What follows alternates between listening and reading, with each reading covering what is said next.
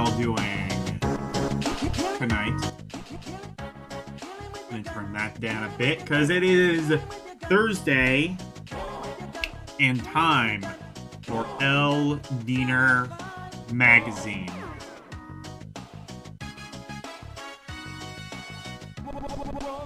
It's been a little while. I was planning on doing something completely different. That did not pan out. So instead, we are doing as far back as I can actually go. We are going as far back as I can actually go. Electronic games, the winter 1981 issue. Yeah, like I said, this is as far back as I can actually go, because this is the first issue of the first commercially available gaming-focused magazine. I can imagine there were like I imagine there were like pinball magazines that kind of like tangentially included like arcade video games in there. I have to assume that's like the reason for that sort of like overly complicated like clarifier. But this is the first commercially available gaming-focused magazine, video game-focused magazine. We took a look at Joystick a couple of months ago. That was another early one. Another early big one. And there's a couple others that came out around this time that I do want to take a look at. One is called Vidiots, which I know basically nothing about other than it has a semi-funny name that sort of amuses me. Vidiots. But there were a couple, and they all folded somewhere in around 1983. This one actually lasted a little bit longer. All the way up until the last issue, issue 34, which was April 1985. Which honestly kind of sucks. I mean, like, if you think about it, that issue, if they were able to kind of just, like, rough it out for just a few more months, they would have been able to... They would have had, like, I think a second renaissance, because, well, later, 1985, the Nintendo would come out. So, I think they picked exactly the wrong time to give up. Unfortunately, but you know what? Hindsight's 2020, and we're in 2026, so we are post-hindsight.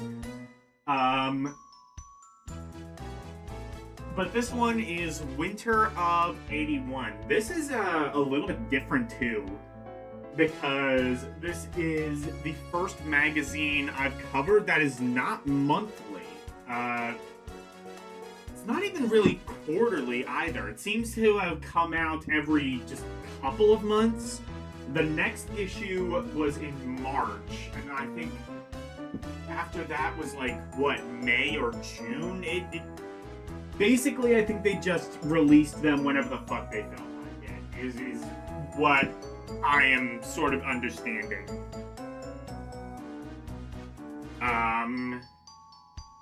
And what was the gaming industry like in winter of 81?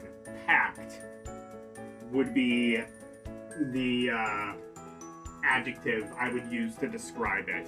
Actually, real quick, just kind of a side note, I should point out this is not to be confused, first of all, with Electronic Gaming Monthly, totally unrelated thing. But second, not to be confused with another completely unrelated magazine called Electronic Games, which came out I want to say, I forget what it was, 1991. And that coincidentally also, I think, had 34 issues. Again, totally unrelated, as far as I can tell. I don't believe they are at all related. Electronic Games did, I think, spawn on to do something else. Was that... I think, actually, yeah, now I remember. I think that turned out to be video game and computer entertainment. I believe there is some sort of connection. I don't know if video game and computer entertainment is the spiritual successor, or if they just shared like some of the writing staff. I think it's more the latter, but I think they did like have some of the writing staff from Electronic Games magazine. But anyway, winter of '91, you had a bunch of consoles. You had the Atari 2600, which was really the reigning king. You had the Intellivision. You had the Channel F, which was not by Fairchild at this point. It was by some other company. I totally don't remember. You had the Astrocade. You had, or actually, I think by this point it was called the Astrovision, but it was the Bally Astrocade. And of course, you had arcade games, which a not insignificant amount of this magazine is going to focus on. But yeah, like I said, this is the first. So really, just about everything in this magazine is going to be a first. First magazine to have reviews. First magazine to have like gaming news. So I talked before about like in the Atari 2600 when I was ranking all of those games. I talked before about like how video game standards really didn't exist at that point, so they kind of just had to make them up as they went. I feel like we're going to be seeing a lot of that here, where like we didn't really know what game reviews were going to be like by this point, or gaming-related journalism as a whole. So I imagine this is not going to look at all like what we would come to see even by the 90s and especially into the 2000s with things like PlayStation. We did kind of see a little bit of that, like with Joystick, when we covered that. That kind of, I feel, went a lot more into a sort of technical, almost like industry sort of slant, where it was really kind of just targeted into just the nerds who were super into, like, you know, they were like, you know, video game enthusiasts. Kind of like, I think they kind of wrote a video game magazine like you would write, like, a car enthusiast magazine. Like, they kind of saw, you know, like, oh, hardcore gamers are going to be really interested in, like, the technical side of things. And later on, I think, like, they sort of realized, like, yeah, they are. And there's always been kind of a market for that. But you kind of have to, like, cover all bases. Oh, fuck yeah. Good music choice. Anyway, let's take a look at this magazine. Again, this is the first commercially available video game magazine. we'll see how this turned out. You were my love and my It's also relatively short at 94 pages, so we should be able to cover this. I thought the game would never end. We should be able to cover this You tore out my heart without an in one video. explanation. Also, hello to Daniel Barry and Rs218, if I did not say that before. Actually, Could you put I totally forgot to do a thing. in this position? Language English. I really miss my Oh shit, wait. in television. And now I'm bleeding from this incision. I really want my in television. Oh, this is an old version, I think, of the... Shit. I miss your control and demands. Nothing to do with Oh, this is an old version, I think, of the, reader. How... I'm in hibernation. I thought it would just... Understand. And So the problem is... without ambition, I really need my in television. I cannot stand it. This indecision. Let's see... Find my I might have to, see if L has if L comes into stream, if he can send me again the, most recent version of this. Because I looked through the Discord I want my notifications, and this was want what I could find. I want my in television. I want my Hopefully this will at least work for the time being. Anyway. television. I want my Oh, this one doesn't... I want my Right, this one... I guess this one doesn't I control want my I want my I want the my arrow keys. I want my in television. And so I swear by my own volition, I'm going to find my in Atari. television. There's no comparing it with any other video game. Aw, shit. I'm on a mission. I have to have my in television. What voice is it gonna have? It doesn't actually seem like it lets me choose. I miss the touch of your keypad. Okay, TESVESFFSEAMVWSVESEESEES this one. Other video game. Firing your missiles. Only Atari makes the games the world wants most. Launching your Games ships. that are innovative, And only Luthor Intense. destroys the god. Battling incredibly robots. involving, and totally original. Flying a In plane. 1980, Atari invaded the minds of millions with I want mine. Space Invaders. It went on to become the single most Atari did not do popular that. video game in the world and thereby launched the Space Age game category. Today Atari Missile Command and Asteroids are the fastest selling home video games in the country. And, judging by its current success in the arcades, Atari Pac-Man is slated for the same next year. Jesus Christ. You're just gonna... Okay, Atari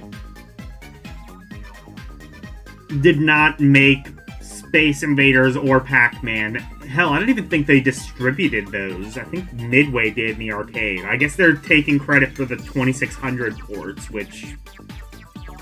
You know... There's a lot that could be said about the 2600 version of Pac-Man, but... Yeah, that's a little bit apocalyptic in that case, but yeah. I mean, Atari definitely did have the most arcade ports of any of the consoles. Were they necessarily the best versions? No, but they were more than playable most of the time.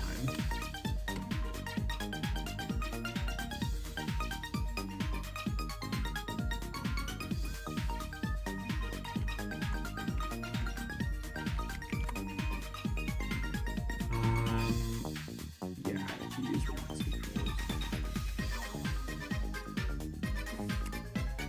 Oh, it's... Yeah, that's right.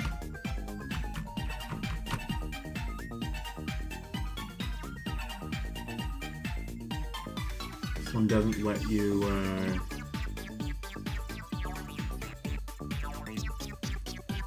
Yeah, this is a really stripped down version. I'm gonna have to... Oh. Well, this one lets me scroll at least. I can do that.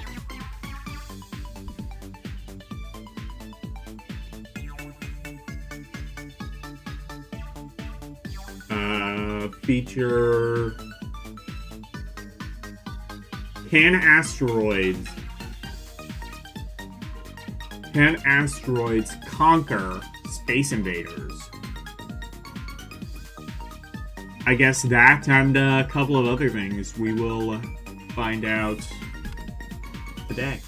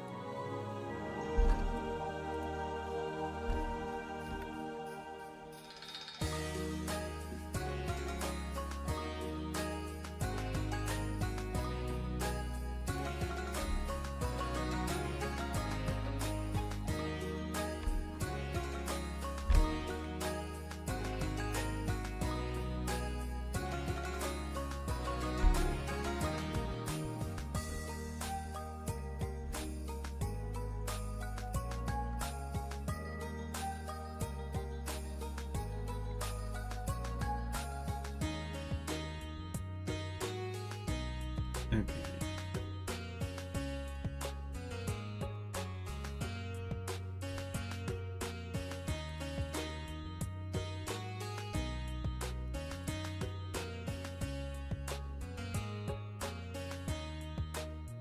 What have we got?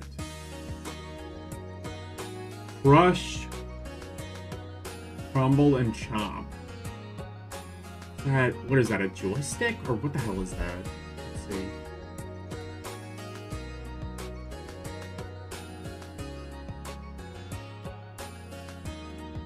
And guess who stars as the movie monster? You. As any of 6 different monsters.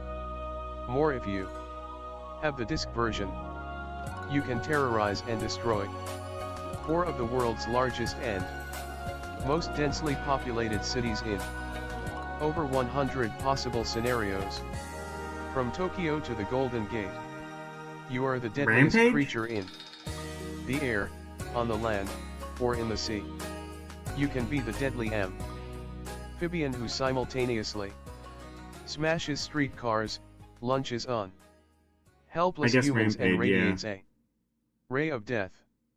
If you were a giant winged creature, think of the aerial attacks you could make on the terrified but tasty This is a tidbits really beneath old version of this. you. But as in all the best monster movies, you're up against everything the human race can throw at you, even nuclear warheads. And a strange concoction devil, op-ed by a team of mad scientists. For only $29.95 you get 6 stew. $30 for a game, that was relatively cheap. Own monstrous summary card. 4 teeming Metropoly displayed in graphic detail on your computer. Display and mapped in the accompanying 48-page Illustrat ed book, the awesome sounds of monsterly mayhem and spine tingling, real-time, edge of your Seed excitement. Yeah, so Rampage disc version. I guess they were talking about like, hey, perfect timing. Here's some lunar music. Maybe Verducci Man's psychic. We are dealing with no mere mortal. But I think this is the computer or actually, it probably says.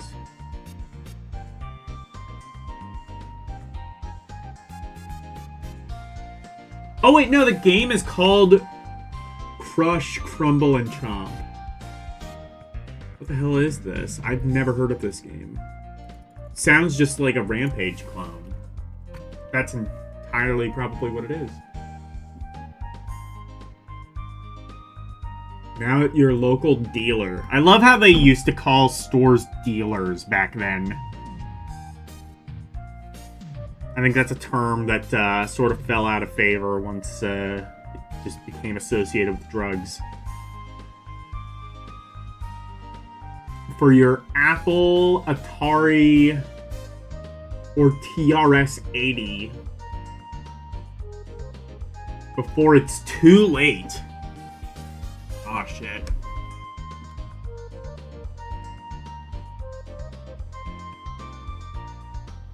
It's funny you mentioned that back in 3rd grade, you could guess people's character in the game Guess Who on the first try like 10 times in a row. Maybe you are psychic, or you just cheated and like looked over the board. I want to check this game out because I've never heard of it. We're gonna play the Atari version because that's the only version I have available to emulate.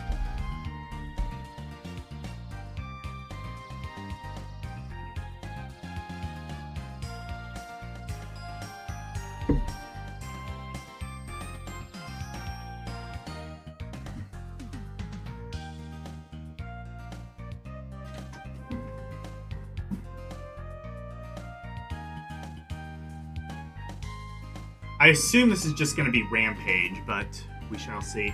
Hello, Karumi. You bought Space Megaforce for SNES. I think I've heard of that game.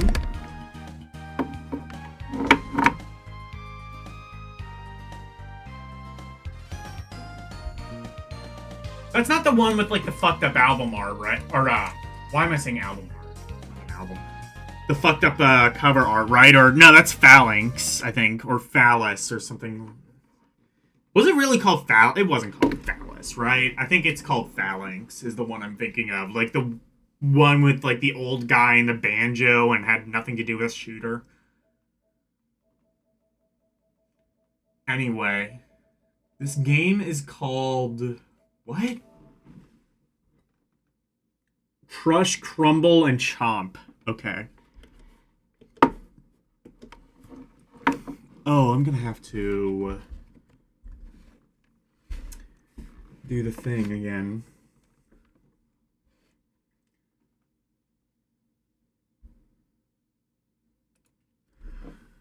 Again, still a new PC, still have to work out some kinks, i.e., redirect so that my capture device actually captures things. I know, what a novel idea.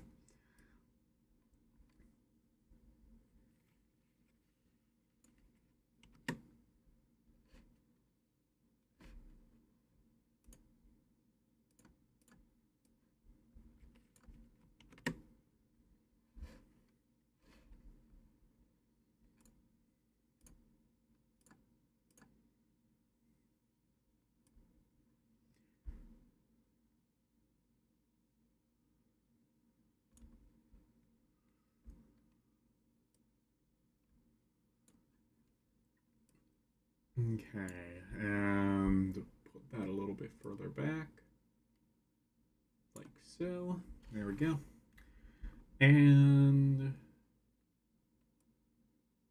there. Looks good.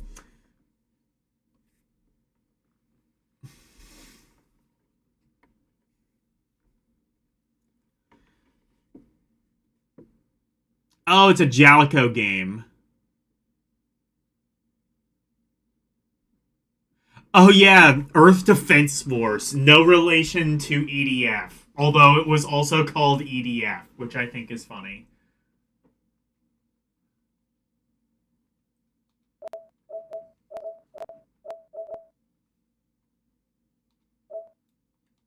Oh, shit, not what I want. Debug. I don't even know. Or no, debug.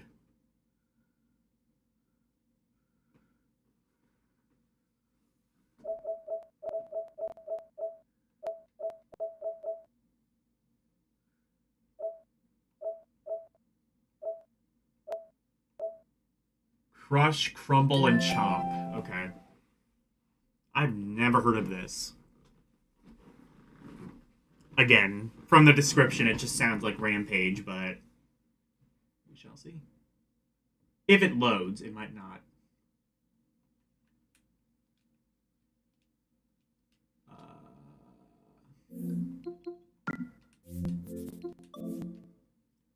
Wait. Yeah.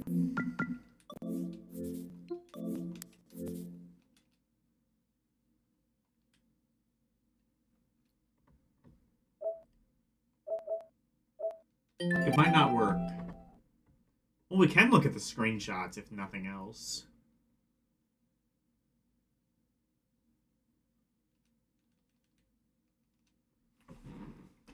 One last thing to look into.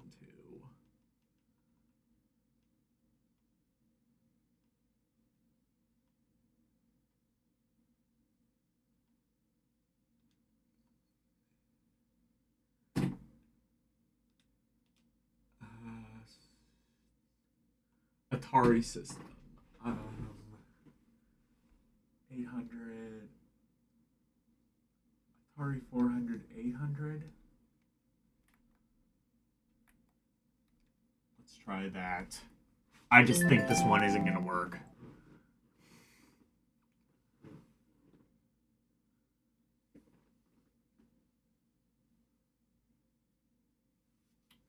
Oh, okay. No, that one just crashes. Okay. All right. What does it look like? Actually does not look entirely like Rampage. Or yeah, this doesn't look entirely like Rampage. Or no, it definitely is Rampage. It's Rampage, but it looks like shit, basically. Well, that's worth. Yeah, I take it back about $29.99 being a bargain.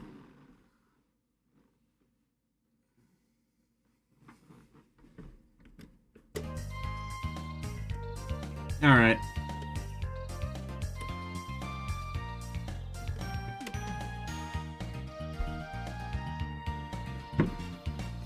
Hello, Sir Jacob.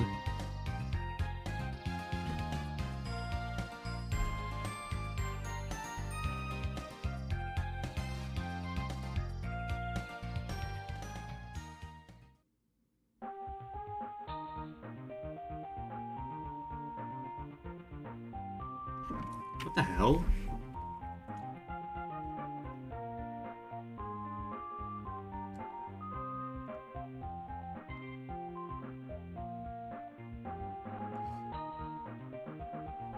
Oh my god, I didn't know there was a version of Lunar for GBA, and I didn't know it had shit music like this.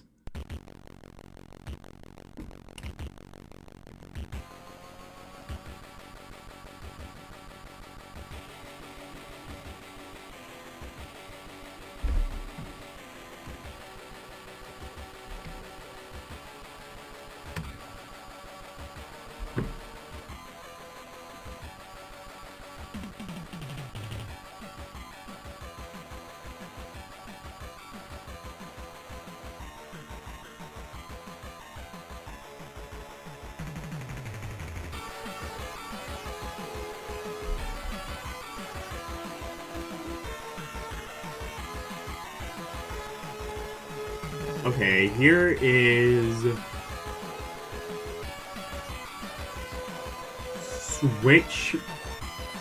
Switch on. Okay.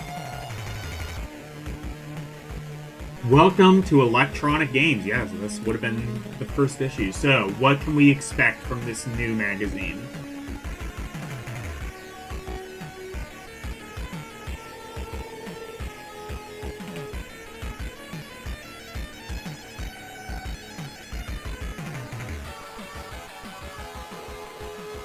D, you know that you're a member of the world's fastest growing hobby group.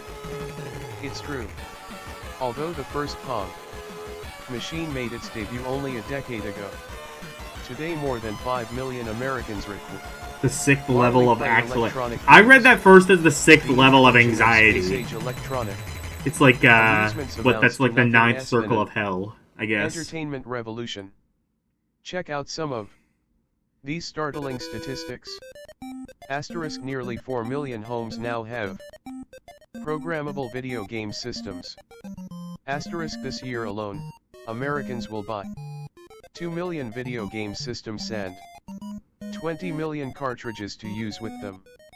Asterisk gamers pour 10 million quarters into asteroids coin-operated machines every single day. And now the hobby is reaching another milestone. At last there's a high-quality news stand publication that we arcaders can really call our own. Reese Publishing Co., prompted by your overwhelming support of the AR. Clutches video is giving all lovers of electronic games a rallying point. What kind of magazine will electronic games be? For openers, this publication is written by actual gamers for actual gamers. You'll never see so-called reviews written directly from manufacturers' press releases by know-nothing writers in these pages. That's a promise. Everyone on our staff, from co-founder and executive editor Bill Kunkel to staffers like Bill Frank Kunkel, Tedrow that's and who Joyce it Worley, was. are nuts about He was these in games. the In this and Video upcoming Game issues, and Electronics we'll be magazine that we saw in every facet of the fast-hanging weeks world ago. of electronic gaming. We'll cover the entire spec. Wonder if he's still alive. 6 electronic games. I hope so.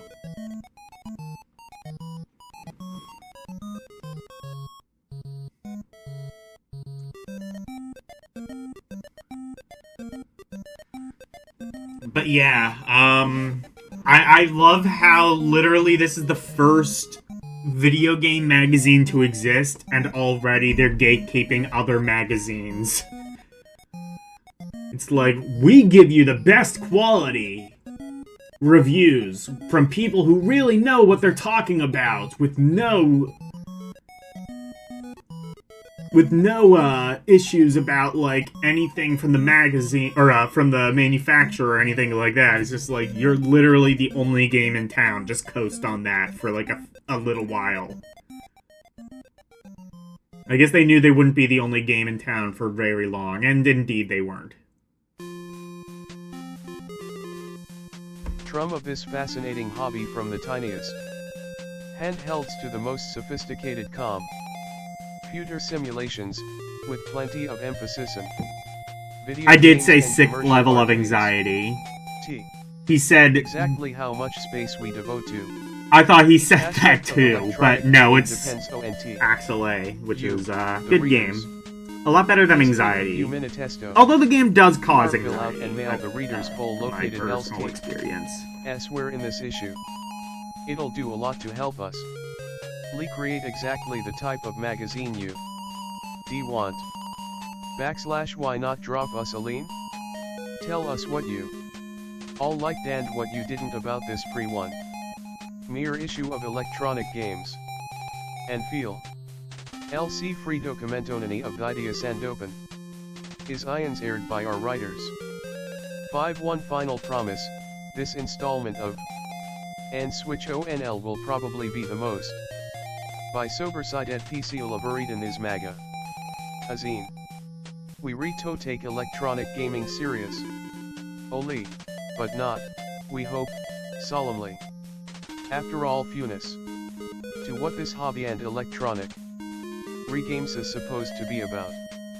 We want this magazine to be as colorful and exciting as two are the games themselves. Of welcome to electronic games. Let's see plot. Asterisk. I will say also, 94 pages, but I think we've literally, well, no, we've seen 2 ads so far, I guess. One for Atari and one for, that one, like, Rampage clone that kind of looks like shit. But even the ads, I feel, so far, the ads feel like they're a lot more informative. Less worried about, like, showing you pretty visuals to sell the game, and more focused on, like, giving you verbal descriptions. Like, regardless of how I feel about the quality of that one Crush Chomp game, whatever the hell it was called, they gave what looks to be a pretty accurate description of it. And I that would have definitely been relevant at the time, because there was a lot of dishonesty in video game advertising around this time, which is one of the things cited for bringing on the video game crash. Definitely, like, for example, like, you would look at video game ads from around this time, like commercials on television. You'd see, like, you know, these big theatrical... There was literally, like, a pre-movie thing that was advertising the video game Joust, and it was, like, this epic battle with, like, super... It was, like, a movie in and of itself. Like, the fucking, like, models and shit they used for that ad, it must have had, like, an insanely high budget.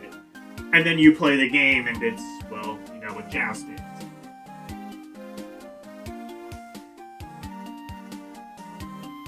But, you know, a lot of people kind of over-promising what these games were.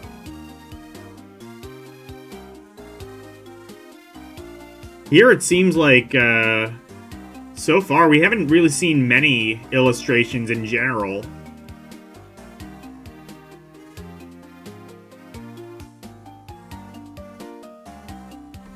A message to I% leaders of EG.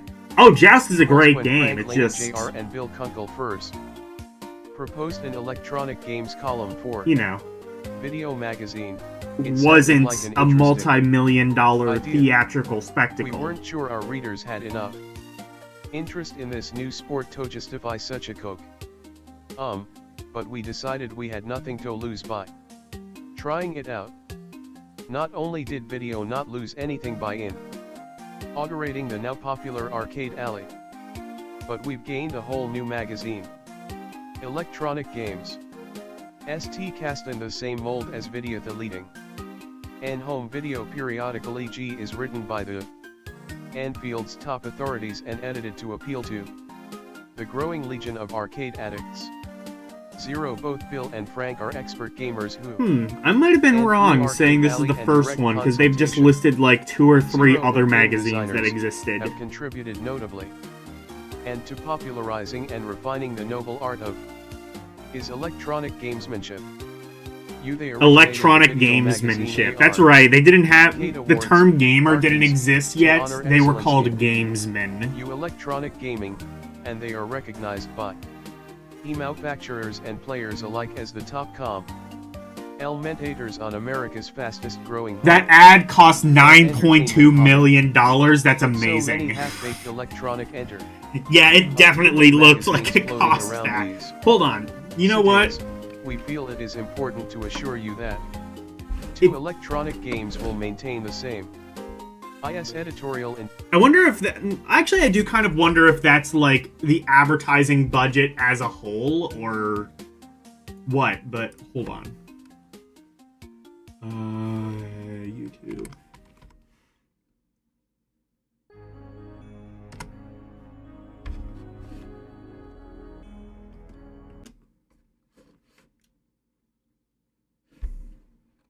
I want to see if I can find that one ad because it's kind of amazing if you've never seen it.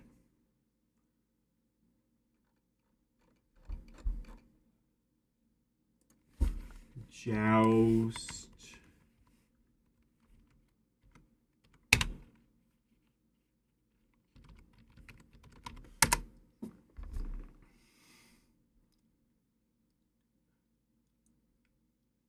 Oh, that's how much money they generate. Wait.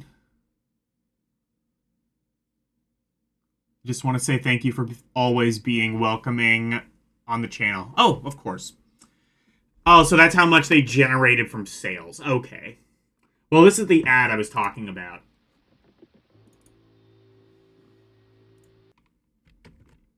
It is showing, right? Okay, yeah. Got it. Joust.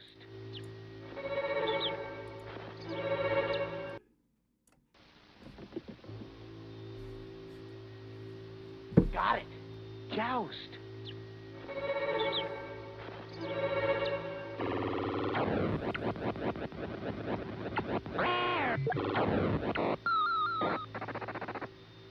Oh, no, it's not this one. This one is actually, like, kind of being honest and showing what the game is actually like. Again, not a bad game. It's just, well... TV commercial for Atari 2600. No, I think it is... Oh, I think it's this. Long ago, in the distant future, where evil knights joust upon beasts of the air, you too must fly, joust, and retrieve the enemy's egg before it hatches, and beware the lava below. You can experience this world. Oh, this one's good too, From but the I don't other think this is side. the... It's called Joust, the arcade. No, it's... Hang on. I want to find the one ad. Long ago, in the distant future, where evil knights joust upon beasts of the air, you too must... No, not this.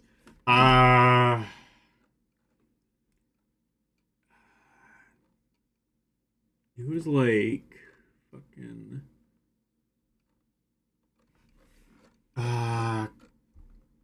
Maybe I should not, like...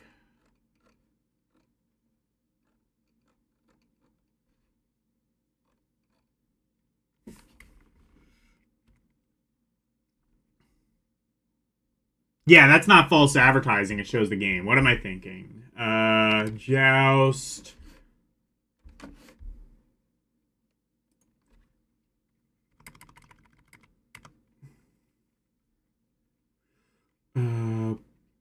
Like pre-movie thing?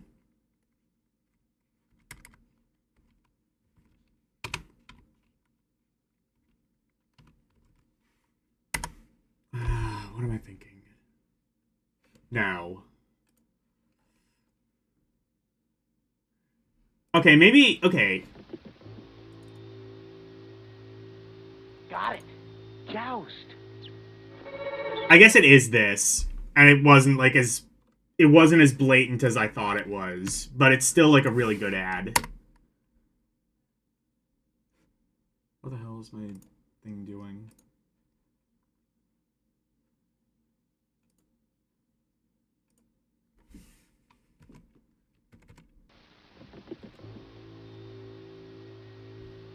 Got it.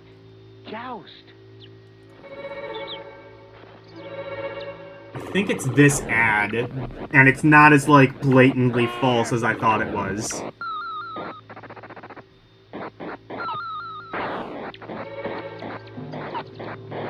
Yeah. Yeah, like, they do actually show gameplay footage. Okay, I was wrong. There is also, like, the pole position ad. Yeah! Yeah, okay, this was the ad I was thinking of. Look at this. So it's not false advertising, but it is cool as shit.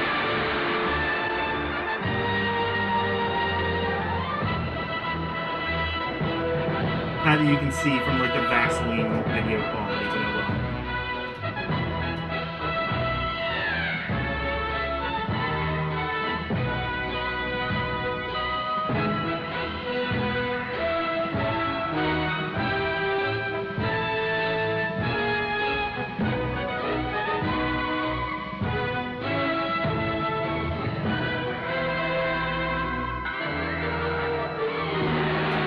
Again, just imagine how much this would have cost.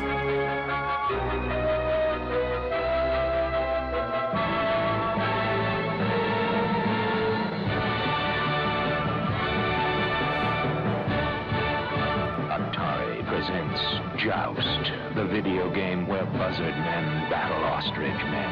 The graphics go beyond your wildest dreams. Fuck yeah. This is definitely what the game's gonna look like.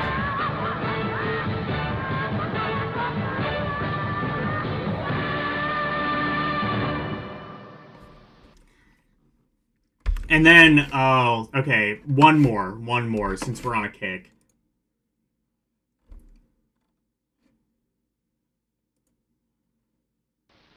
Hold on. Okay, pole position. I gotta show this one. I will never miss an opportunity to show the pole position commercial.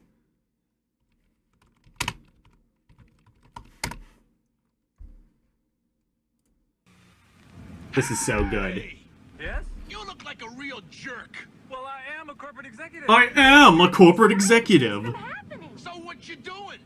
Well, Muffy, Buffy, Biff Jr. and I are going on our Sunday drive. Oh, no, you're not. You're gonna play Pole position! Well, I am a corporate executive. He stops exciting things from happening.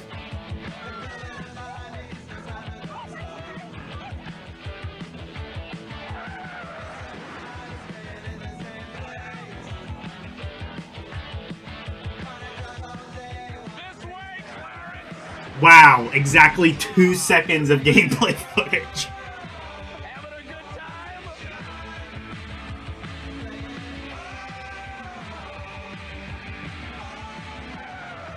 Pole position. It'll turn your eyeballs into steel-belted radials. Oh, this is the one with skid marks on your soul. That's not even the one. That's not even the best one. It'll leave skid marks on, what was it? It'll bust your crank and leave skid marks on your soul. That's the best one. Yeah. Yeah, it's the one that's like in like You look worse like a real quality, jerk. but Well, I am a corporate executive. He stops exciting things from happening. So what you doing? Well, Muffy, Buffy, Biff Jr. and I are going on our Sunday drive. Oh, no, you ain't. You're gonna play pole position! this is the full commercial. It's worse quality, but it's longer. And it has like the better tagline, in my opinion.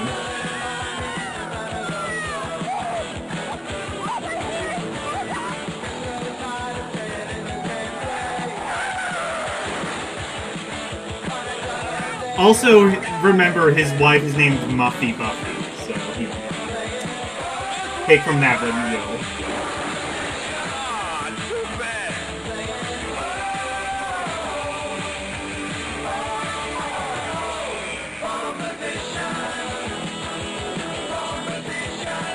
Pole position! Having a good time? Fucking pole position. It's gonna look exactly like this.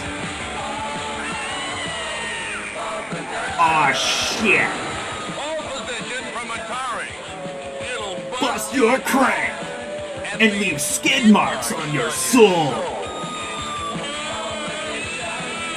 Fuck yeah. Damn right it's gonna do that. It's gonna do exactly that. You aren't even ready. Fucking pole position. It's gonna do all of that stuff. All that's gonna happen.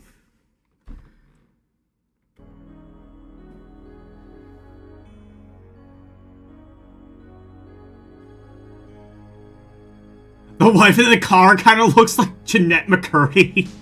Yeah, I see it. That pinch harmonic right when he says that. Yeah, exactly. Like, they know exactly what they did, and they have 0 fucks left to give. Like, we got a few more months left. We got a few months left until the fucking game industry crashes and burns. We're gonna We're just gonna, like, spend all of this money in a fucking coke-fueled rage, just racing cars. Like, I guarantee you that commercial probably cost, like, $20 million, $10 million of which just went right up their noses. It was the 80s. There is a not 0% chance that I am 100% right.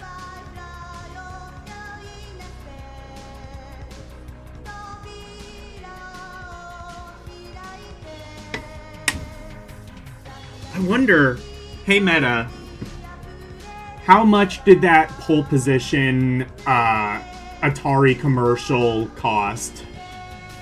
I wonder if it would know.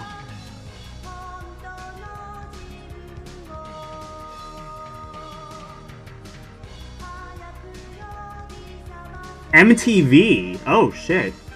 Okay.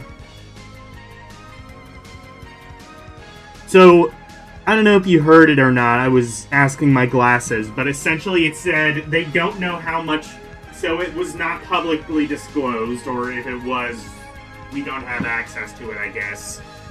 But, I guess it would have been on MTV, so... maybe Atari just knew the MTV generation before MTV knew what it was. Because I think, like, for the first couple of years of MTV, it kind of just thought it was for nerds with synthesizers. That's a lot of early MTV shit, in my opinion. I'm not saying that's a bad thing. I'm saying that's the one time when MTV was right. Not even a violent game, and they're like, skid marks on your children's souls! Exactly! Yes. Where the fuck was Hillary Clinton when that ad came out? Oh yeah. Well, we don't need to talk about that. Yeah, anyway. This magazine is decidedly not that, which is probably for the best, but also quite a shame.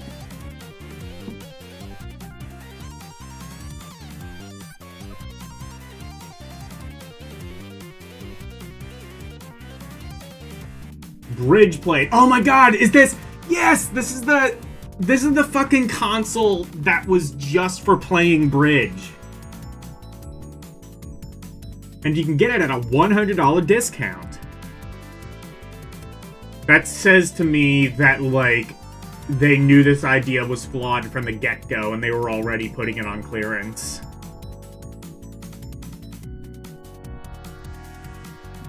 These are the words of Alfred Schinwold. Yeah, money for Forge nothing, expert, chicks for free. when Damn he first right. played the new Voice Bridge Challenger, have been to the future, and it works.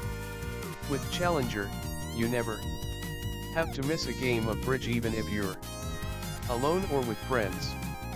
Challenger actually consists of 4 computer bridge players. It's you. Snadbeompthier equals Grakenijit will play the other 3 hands, it can be your opponent's. Challenger plays 2 hands allowing you to compete with a friend by providing... This actually had, like, believe it or not, I think this actually had something like 10 games for it, all of which were just different variations of bridge. You are 3 and need a 4th, or it can play all 4 hands after you have finished a deal just to see how Challenger would handle the situation. This is what that corporate executive actually bought their kids. In a recent issue of Popular Bridge magazine. This is the video game. This is the video game console if you want to stop exciting things from happening. You just buy your kids the bridge machine. And well-known author of Honestly, I've never even played bridge. I don't even know how to play. He missed 2 deadlines when he got involved with Charlie. It's easy to forget that Charlie isn't human because it not only reads the cards. 2H. All. \I4. 2. Alfred Schinwold, noted bridge expert, puts Fidelity's bridge challenger through some intricate bridge play.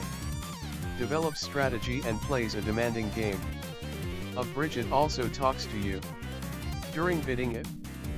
clearly announces both its own and the human players' bids and plays using popularly accepted bridge terminology. In fact, Mr. Shinwold ends his 5-page article wherein he praises the performance of Bridge Challenger by saying, "If you can't afford to buy a Bridge Challenger, make friends with someone who can. The secrets of the experts. Make no mistake. This isn't gonna leave skid This marks is no on gimmicky anything. toy This is like just bridge. contraption. Compact, completely solid state. It contains the best that today's electronic state-of-the-art has to offer, and a little bit of tomorrow. Voice Bridge Challenger Tiny."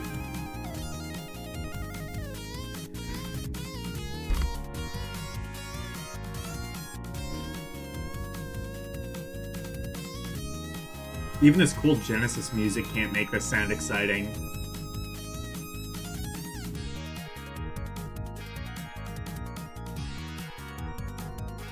Computer brain, a marvel of microprocessor precision, has been God, I built to love play when, like a like, pro. having In an The engineers and AI was programmers just, who like, designed state-of-the-art. It's our pros. I mean, And Fidelity I was guess first to AI pioneer is state-of-the-art now, but it's entire like a different kind of revolutionary AI. concept of a computerized opponent and make it popular worldwide. The highly sophisticated program is the result of the combined skills of many expert bridge players and programmers who perfected and refined Challenger's capabilities to a high degree of bridge sense. Challenger truly knows many secrets of the experts. If you like the game of bridge, you'll surely love Fidelity's new Voice Bridge Challenger. Oh yeah, that's Bridge. right, it talks. I Experts forgot about and that. everyday enthusiasts are using words like incredible, exciting - practically human. Practically describe this human, completely damn new right. innovation to the enormously popular game of bridge. With Voice Bridge Challenger, you never have to miss a game of bridge, even if you're alone. When it comes to playing bridge, this computerized opponent does everything a human can do. It reads the cards, bids the hand, actually calls out each bid in a clear, understandable voice, plans strategy, and plays I out wonder the if this hand. is... It's almost The certainly, precision like, and emulatable extraordinary in dry main. that It's just, you know, you will have delight to and bit a amaze fuck you. around with main Bridge in order for Challenger it to work, so... truly you know, there's comes to that. you right out of the future. Actually, you could probably There's play this more. on the Much archive.org. more. Voice Bridge I'm realizing. Challenger contains an advanced new bridge bidding and playing program. A sophisticated optical scanner precisely reads custom-coded playing cards. What? An automatic replay feature causes the computer to take over all four hands. An optical scanner? Press of a button and replay the deal you have just completed, making it easy for you. 10 Test your skill and slash or play I don't duplicate even- bridge against the computer during the bidding. Is that what that thing is Challenger on, like, uses the such well-known left? The conventions optical scanner? as Stamen, Gerber, Blackwood, Jacoby.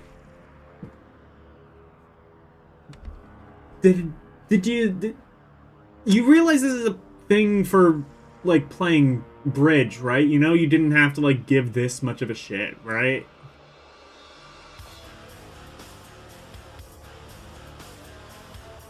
Allinger. AES transfers, Baron, Strong 2 Club. Week 1 no trump openers, etc. It I agree, no Trump. 9A combines the essential features of standard American bidding with OAC some aspects of such European 208% systems as ACOL. It rejects Oh man, this is illegal bids, multilingual in the displays world of remotes. bridge. YA9 indicates vulnerability and CA dealer, and will even review bidding and last deal on. Ah, L sent the, The Fidelity Voice Bridge Challenger is built to last. It will provide endless hours of trouble, free enjoyment, tough, challenging and educational. Great for practice or serious play. It can help you develop from a novice to a hot intermediate level. And just think of the praise. WRZION make among your bridge friends. Pro. In fact, Voice Bridge Challenger is 100% solid. Design stay. The voice feature is not a tape recording. It words is not are formed according to play Do action not by a ever say such things. computer-controlled That is voice blasphemy. synthesizer. Boo. Okay, I'm gonna actually relaunch this.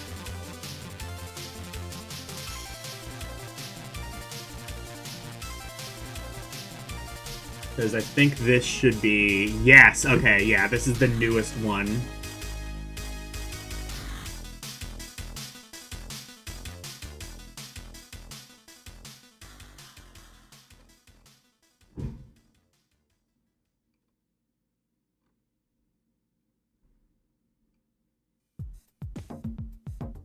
Oh, for some reason it doesn't have, like...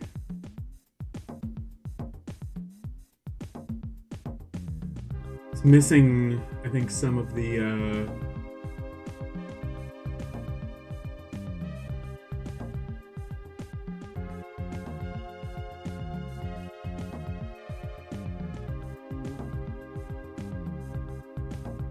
Aria... Weird, it's, like, missing some of them, but not all of them.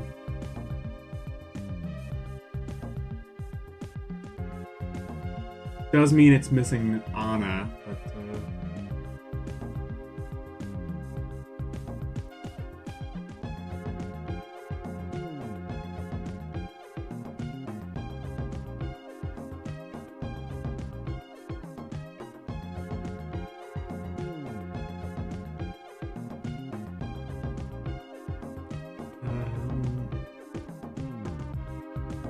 oh, I don't think it has the... I see. It doesn't look like it has, like, the... Yeah. Weird. It doesn't have, like, any of the English, natural voices. Or, no, it has... I guess it has Aria. Alright.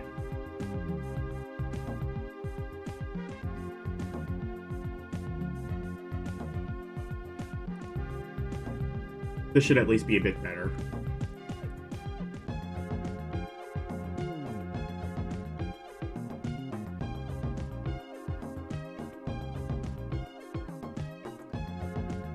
Transfers, Baron, Strong 2 Club, Hey, Jeremiah. Weak 1 No Trump Openers, etc. T combines the essential features of standard American bidding with some aspects of such European systems as ACOL. Just got done crushing 42 cookies on indicates Cookie Monster vulnerability Munch. in dealing, Man, I want to and get review bidding and a last 2600 deal so on I can play all of those The games Fidelity that you Voice can't Bridge emulate. Challenger is built to 'Cause last. I'm pretty sure that requires the It will provide keypad, endless right? hours of trouble-free Or enjoyment, the, whatever, underscore tough, Sesame Street challenging, controller. and ational.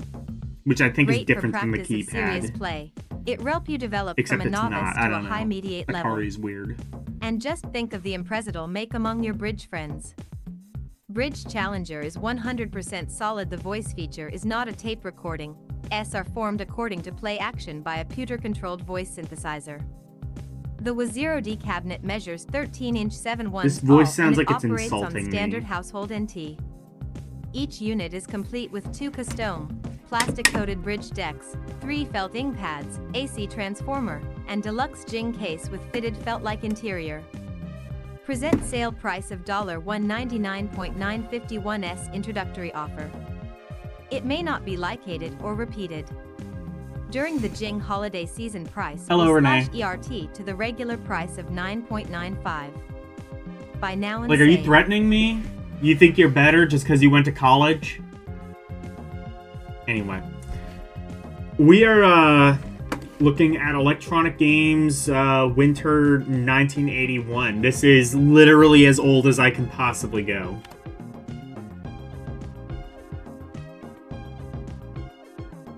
Except apparently there were, like, some magazines that they're mentioning, but I don't think they were popular, is what I am gathering.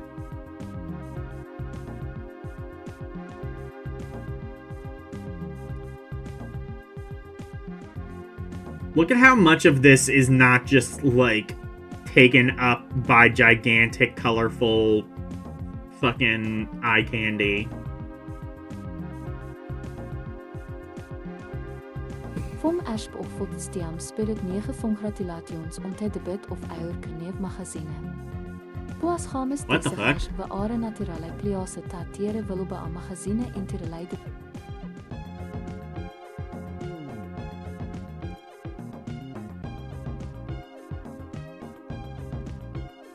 Oh. Oh, I guess it needed to download all of those voices. Okay, that's what it was. Because now I have, like, a whole bunch of different options. Alright. Where's Anna?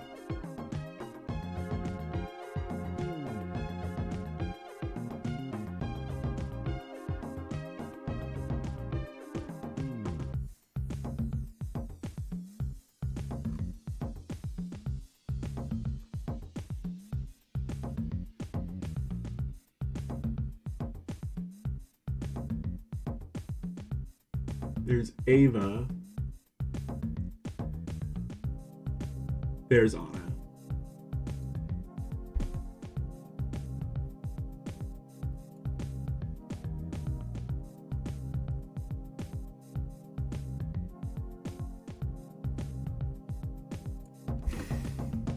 Team Spirit, congratulations on the debut of your new magazine.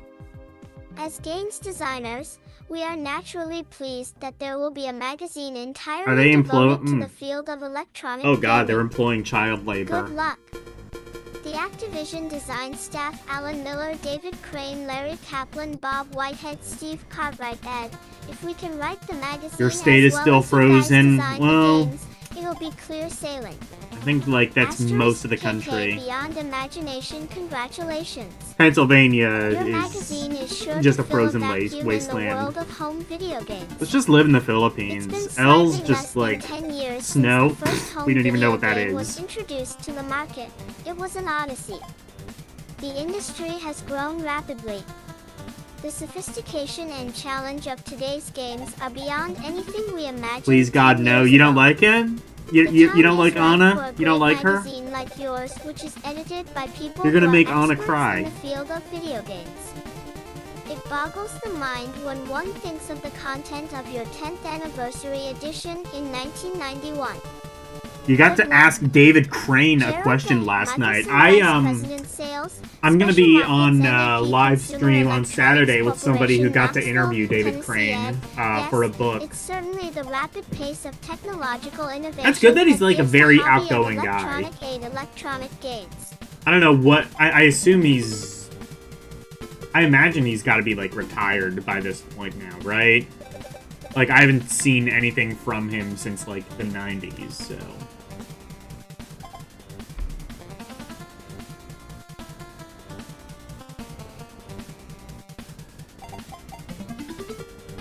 Hopefully he's enjoying retirement, if that is indeed the case.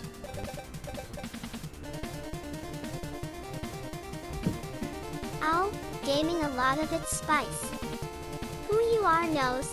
He is by the not 1990s, outgoing. We may be He is an playing with introvert. 3D Oh. holograms. LOYN asterisk Well, he's X definitely- KKIC explosive field best wishes He's definitely and given a success lot in of your new interviews. venture We've in definitely the gotten a last lot 18 of months. insight as to The what video the business game has industry was literally like as a result exploded, of David and the time Crane. is right for a magazine devoted to video and other electronic games. Kiwi at AC Vision would like to offer your support and encouragement to He allow just you released a electronic game a games. few months ago, James Rescue H. from Levy President, Activision Santa Clara, Poseidon's California, Gate. Ed, like the Cooch dancer Okay, at so the he is still carnival doing said to the shit. crowd Good. as it entered, you ain't seen nothing yet. We at EG believe the next 18 months tease will be even more explosive than the last year and a half. Lo XKOK3, a source of relaxation, it's finally happened. A magazine RA devoted to electronic games. All the Ed gamers, including myself, He doesn't like will doing now interviews, have but a he does do a magazine lot. written Okay. about electronic fun. KS many business programmers need the relaxation of a good game. Best of luck with the new magazine. Hope you will find it a pleasant Advent's tour. Pete Scott Adams, author of adventure series ID Adventure International on Longwood, Florida. Nick Ed, say, Scott, do you think you? Yeah, I will say, like, my general opinion of, he released Circus Convoy 4 or 5 years ago, and that game is great.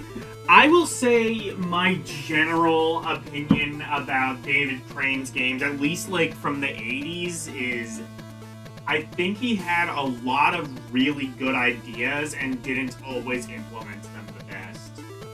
Like Ghostbusters, for example. Like, I think that was a really good idea for a game. I just think the execution, even on, like, the consoles where that game is supposedly good, I would not say it's good. I would say it's an interesting idea that was never really fleshed out all that well. Granted, I have to imagine, like... And that's really kind of, like, the issue with a lot of Atari devs, is, like, E.T. was a good idea, it's just, like, one, it wasn't fleshed out, because, I mean, he only had, like, 6 weeks to do it, and two, even if it was fleshed out, I still don't think it would have been particularly good, just based on the limitations of the hardware.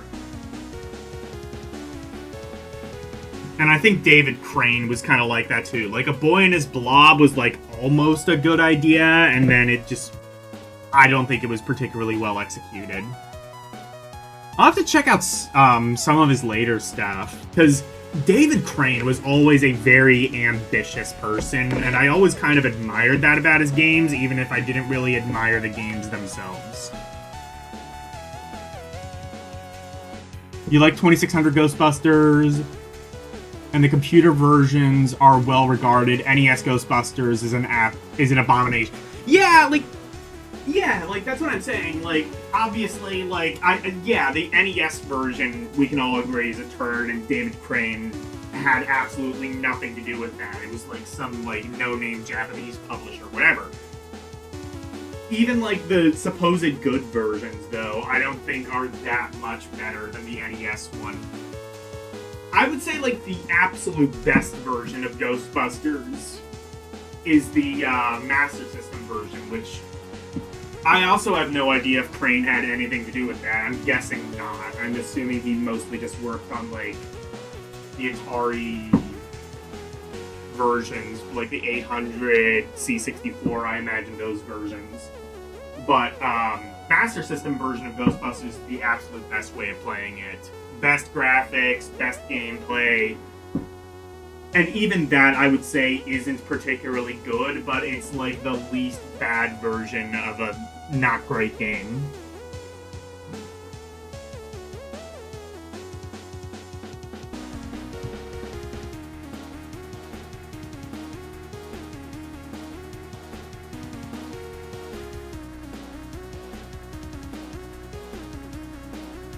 You don't think he had a hand in any port? Yeah.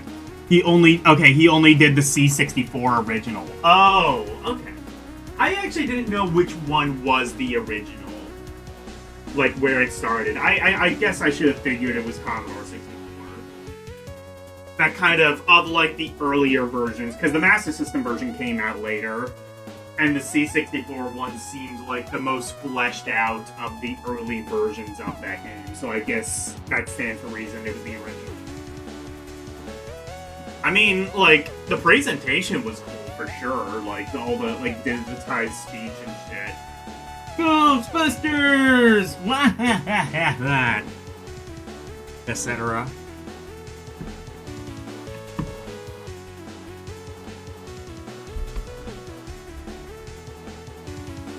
Aw, shit, man, we got tennis! Don't just reserve a court. Own one! Guys, Activision Tennis is not that good. It's a good tennis game, but it's not owning... Okay. Cashing checks that you're, What's this? How does the saying go? Cashing checks that your ass... Or... writing checks that your ass can't cash. I don't know. I always cash checks with my ass. It's very inconvenient, and I shouldn't be doing it that way. If you had the choice, wouldn't you rather own the court? And play absolutely anytime you like? For as long as you like? Sure you would. And with Tennis by Activision, you can. It's played on your Atari Asterisk or Sears video game system. AV Box. HD, but don't expect an ordinary video tennis game. Tennis by Activision is something else. Bodo Oman Li is remarkably realistic, capturing the speed, strategy, and finesse of real tennis. The NES version is the only one with the stairwell section. Master System version has it too, but it's not as bad. Realism we know you won't miss. Curse Tennis by Activision. Own one. Yeah, this is a... We. Yeah, I like this. I think I rated it fairly positively. I think I put it in like the fun section, if I recall. Hot Echo 10 Assistant. Yeah, no, the Master System version had the stairwell section, except it was... well, for one thing, it didn't make you, like, rapidly, like, tap the A button. I think it just let you use the D-pad, and also I think, like, the bait was a lot more effective in the Master System version. That's what I'm saying, is, like, if you want the absolute best version of Ghostbusters, play it on Master System. It actually, like... And the thing, too, is, like, it adds a lot of, like, the extra bits that they added in the NES version, except they work properly. Unlike the NES version. Again, not saying the game... Not saying that makes the game good, I'm saying that makes it the least bad version of a shitty game.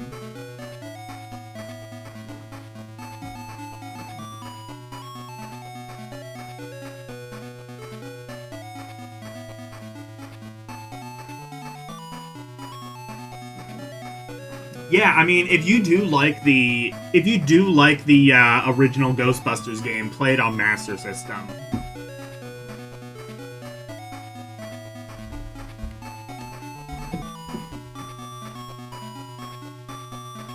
What the fuck? Who is that dapper gent?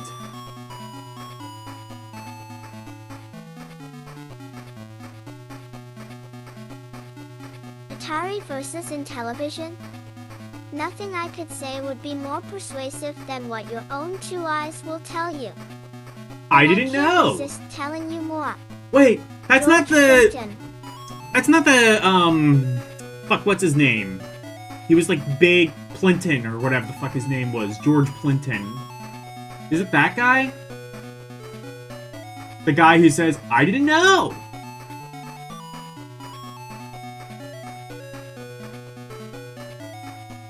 It's obvious how much more realistic Intellivision graphics are. But take a closer look. Notice the Intellivision players. They've got arms and legs like real players do. Look at the field. It actually looks okay, more like but the a real problem baseball is, field. see, If you compare the two on games, Atari, I you get to think play you'll it with find that this, which, Intellivision you know, looks a isn't lot great, more like but the it's real not thing. bad. On Intellivision, you have to play it with, well... Anyway.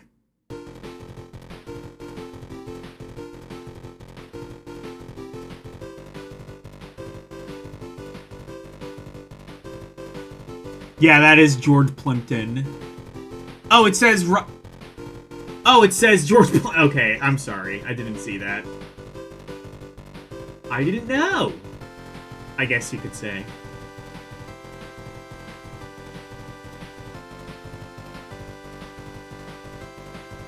Is George Plimpton still alive? Probably not. Rest in peace, George Plimpton. I'm sure you're a fantastic man. To do a med blackjack. You've brought You play endless cards joy with to a all the shifty Intellivision idea. players. More about action, you can see how much more realistic I sold mine at a Intellivision garage looks. sale. Pity. While YLGLE, what we can't show you here, Atari Pele Championship is how many more ethnically soccer players it moves. If you could compare the two, I think you'd see an that in television has smoother YY1 and more lifelike movement than Atari. In television, NASL Soccer asterisk players more about control. If you've ever played a video game, the days you know before how FIFA, important those were control good is. times. And if you held these two control units in your hand, you'd know in television He made it to gives you more. 2003? Good for The him. Atari hand controller offers only 8 positions and 1 button. The Intellivision hand controller has 16 positions and 4 buttons. So Intellivision allows action 8 position na button joystick. Yeah. Take a look at this baseball game and tell me if it really needed 16 buttons. I'll tell you what, though. I do plan on doing an alphacade for Intellivision, probably in the distant future, but... You to maneuver players and objects in... Anyway. I do plan on doing an alphacade for Intellivision, probably sometime in the distant future. I'm gonna get done with GBA, and then after that, I'm thinking maybe Neo Geo. And then after that, I'm thinking Intellivision. I was gonna do Intellivision right after GBA, but I figured, like, I've dealt with so much mediocrity from the GBA thing, I deserve a treat. And that treat is Neo Geo, which I'm pretty sure doesn't have any bad games.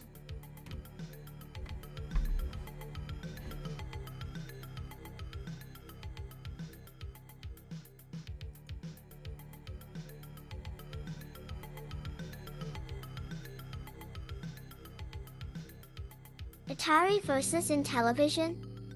Nothing I could say would be more persuasive than what your own 2 eyes will tell you. But I can't resist telling you more. George Plimpton.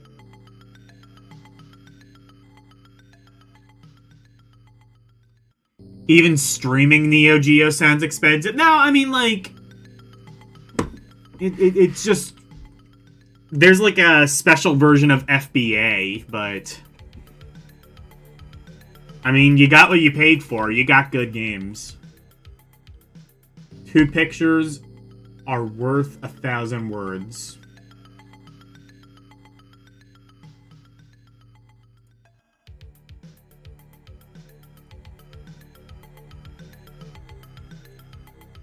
Atari Casino no dealer.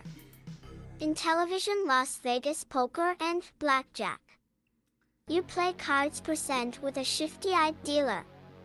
More about action you can see how much more realistic Intellivision looks. Intellivision, the console that fucks you over. What we going to show you here, Atari Palace Championship is how many more relentlessly soccer players it moves.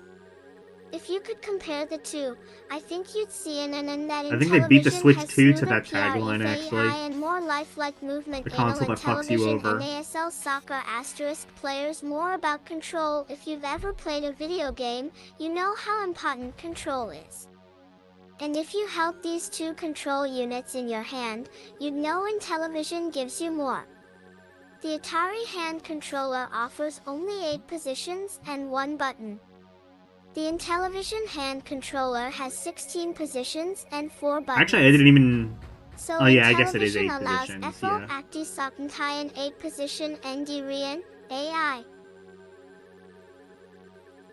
Wait. Intellivision Blackjack didn't have an AI, did it? I thought it was like 2-player only. It's been a while since I played that. You to maneuver players and objects in more directions with greater precision and accuracy. And the Intellivision controller is compatible with the entire library. With Atari, some games require the purchase of additional control units. More about challenge, you can't see it here, but I have found that in many of the Atari programs, the gameplay Did is the rather IntelliVoice simplistic. exist this early on? With Intellivision, the gameplay is more Answer no, sophisticated. because they probably would have... And that makes Intellivision more challenging. With Intellivision PGA Golf, for instance, Oh, or are they you get saying, 9 like, are different they, like, clubs poking to fun at choose the from. Atari for, like, requiring a whole Atari bunch of Golf, add-ons you and have shit to to make play do with games? Like, just oh, one you need, club. like, the keyboard controller Greater and attention the to detail driving is a controller. quality I have think that's what found they're in doing. all of the Intellivision games, making them more realistic. You're sure that... Oh, yeah. And more I guess that's challenging. true, you're right. Hole 2 Driver 17 Atari Golf Intellivision PGA Golf * more about libraries. Both Intellivision and Atari have large libraries. But there really isn't any way you can tell which library is better until you play with both. Once you compare the two systems for challenge, sophistication, and continued interest, I'm confident you'll choose Intellivision. But don't just take my word for it. Visit your local dealer and decide for yourself. Fun fact, that bit of silver on the Intellivision disc is a sticker, and I know that because it has completely worn off of both of my Intellivision controllers, which, fun fact, hardwired into the console, so if they ever break, I am fucked.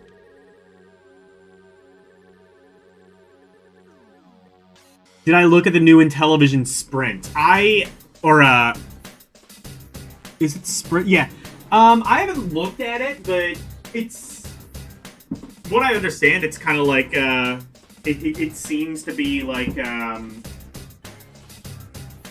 decent kind of like the NES Classic or something like that. They're also apparently doing a Vectrex Mini, which I'm happy they're finally doing that. Guessing it's not going to have a vector display. I would be very, very surprised if it did. But definitely a good way to play Vectrex games and, like, not sell your left kidney. Or get really, really lucky on an auction like I did.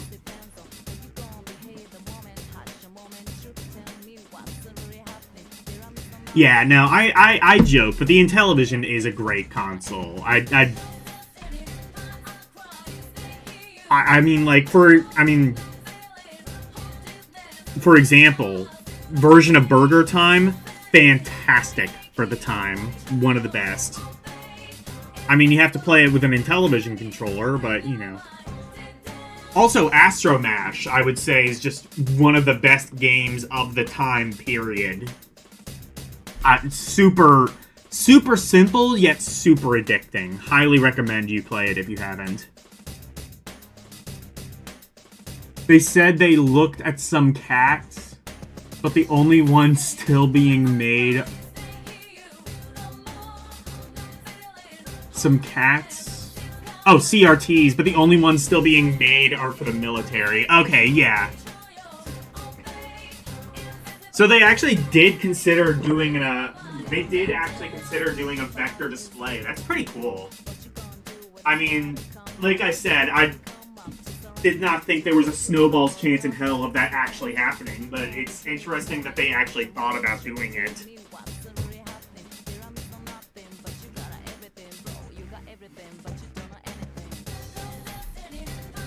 It's not even like security cameras are using CRTs anymore.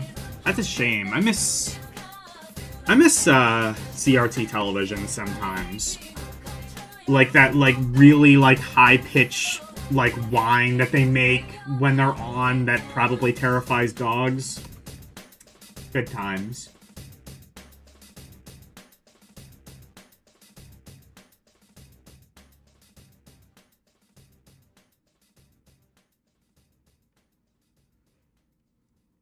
What is this? Inside...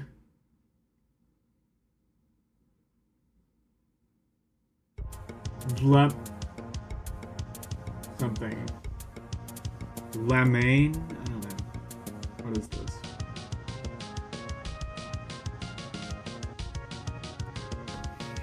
AEL got the idea for this one.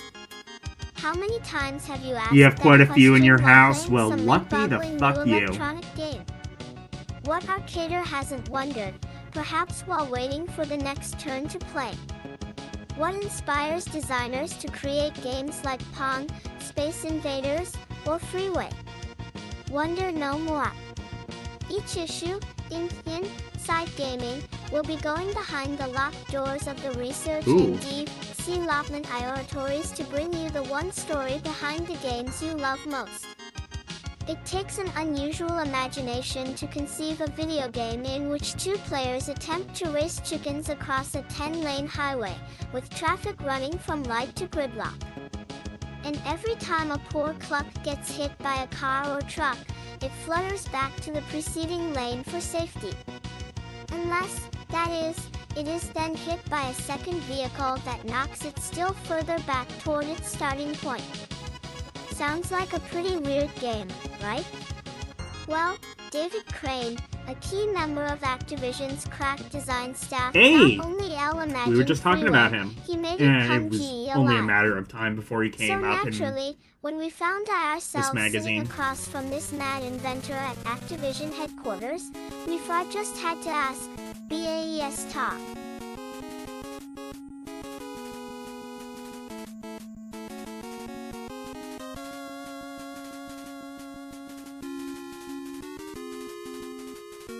What would he have been working on at this point? I guess Pitfall probably wasn't out in... Wow. Did that come out in How did you 82? get the idea for Like Freeway? early 82? The story Probably of around Freeway that point. begins at AP Trade Show and Convention in Chicago. Dave, and some friends accidentally left the convention center from the wrong exit. The only way to get where they wanted Zero go was to brave crossing the Windy City's busiest thoroughfare at the height of the mid-afternoon crush. As they bobbed and weaved across the mighty multi-lane road, carefully picking their path. Oh, I guess by they're talking lane, about Freeway. someone That makes commented sense. brightly, "Gee, this would make a Freeway's great a fun video game. Crane and his buddies I don't remember got what I safely rated it. across the highway, Probably fun or but very the idea fun. might well have died there. Pitfall was You know, September of just 82, another yeah, passing so joke that's soon forgotten. probably And so not it yet might in have been production. if fellow Activision game designer Larry Kaplan had not experienced a strikingly similar revelation. Later that day, explains Dave Crane, Larry was riding a bus.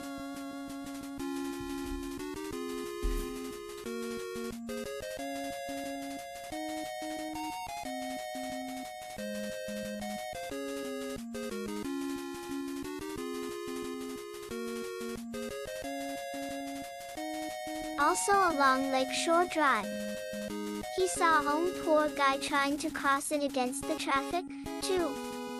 The man was going crazy, dodging and darting between cars I will and say, trucks. First Freeway going is forward definitely a little and then game backing up. I imagine that is way The more sight fun with impressed two Kaplan people. enough that he mentioned it to Dave, who suddenly began to realize that this might, indeed, be the basis for a video game after all. I immediately began developing the graphic elements, several types of automobiles, trucks, which always used the inside lanes, and the freeway itself. He also worked up the accompanying soundtrack of blaring truck horns and little car beats. Then came the first big problem. Exactly what would the gamers be maneuvering across the treacherous freeway? Did we know about Originally, Bloody Human Crane Freeway? tried a crawling human figure, but it somehow didn't seem quite right to have this poor guy squashed flat 20 times a game. So the question remained, who, or what, was going to cross that road? That's where the San Diego Chicken came in, says Activision spokesperson Diane Drozens. For the benefit of non-baseball fans, the San Diego Chicken is Ted Giannoli's A Feathered Funny Man. Continued on page 56. I guess they kind of, like, alluded to it, but they didn't mention that there was, like, an actual ROM of Bloody Human Freeway.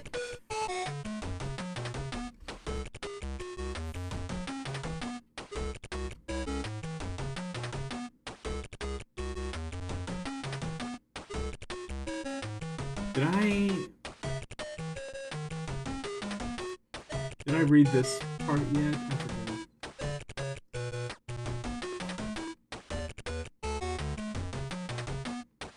Also along Lakeshore Drive. He saw some poor guy trying to cross it against the traffic, too.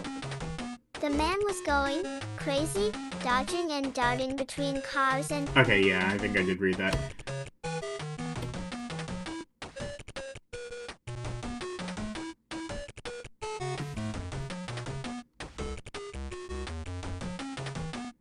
think it's just like this bit at the bottom. D. Designer David Crane answers the musical question. Yeah. Okay. Meet the editor. Oh, is it doing that thing that the one magazine did where it was like, oh, well, you have to continue this on in like another page or some shit.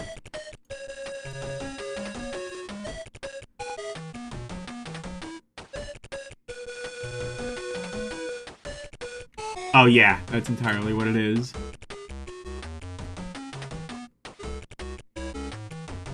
Continues on page 50. Okay, so we have to go all the way to page 50.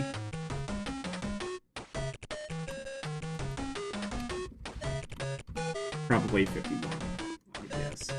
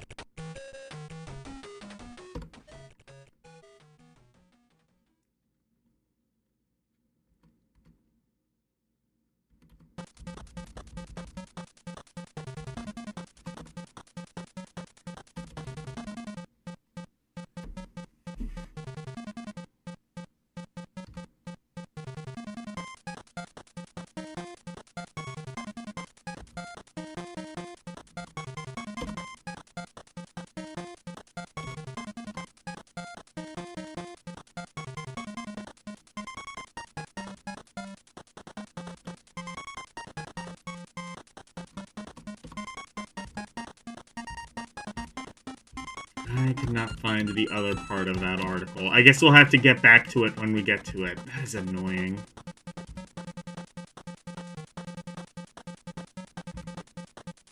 Because, like, none of these games look like Freeway.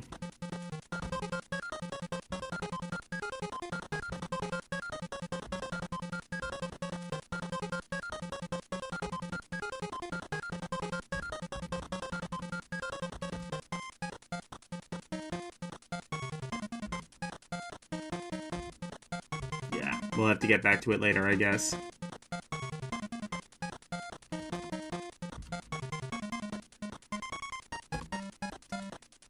Meet the editor!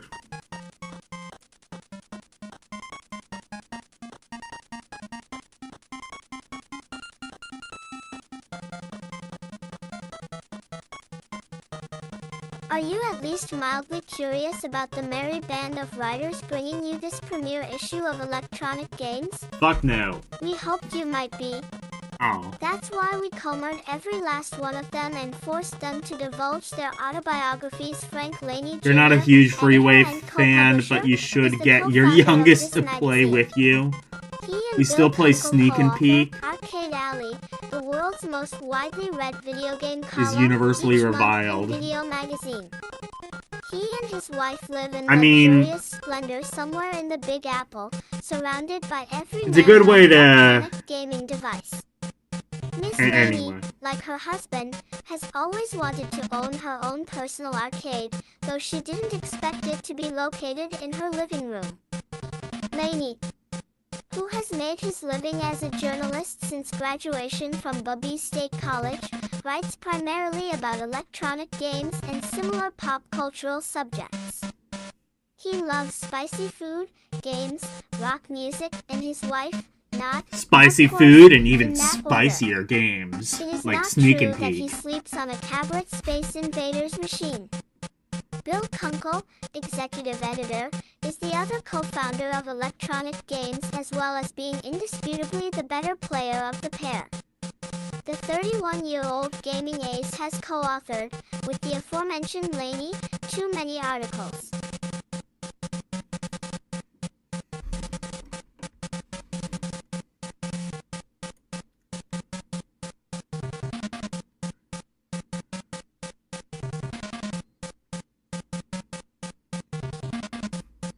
AESL. About electronic arcading to catalog here. A former rock guitarist and comic IR book scribe, Kunkel is currently recognized as one of the most incisive Bob commentators Kunkel is on the contemporary only scene. name I recognize. He's Because he also went known on to as do the man who beat E. Frank Laney video at game Video and Games computer Again. entertainment Champion magazine, and which we looked at a confidant couple of weeks ago. electronic and game designers from coast to coast, and Or Kunkel went on to and work his for them cohort anyway, are as a regularly writer. quoted in It wasn't his newspapers magazine, and of national course. magazines. For Joyce Worley, senior editor, Issa Fahmy, Zero Liars site at arcades around New York H City, where Oh, she Bill resides Kunkel, I'm with sorry. her husband band of 10 years. Of course, she's been as hooked on bright colors and flashing end lights since her childhood in rural southeastern Missouri. As a I also live in a freelance constant state of writer, her misery. work has appeared in numerous S magazines, including Odd, Main Event and Video magazine. The Strawberry X Blonde, say her coworkers, is better known for body English than high gaming scores. Jethro Wright LLL, Oh, Amy technical Katz. editor, is just the Also went to 23-year-old video who game does the computer? MAGA Okay. Athens technically oriented test Good. lab art column. Jet, as he's known to his friends, is currently in charge of software development at COS and New York CIT.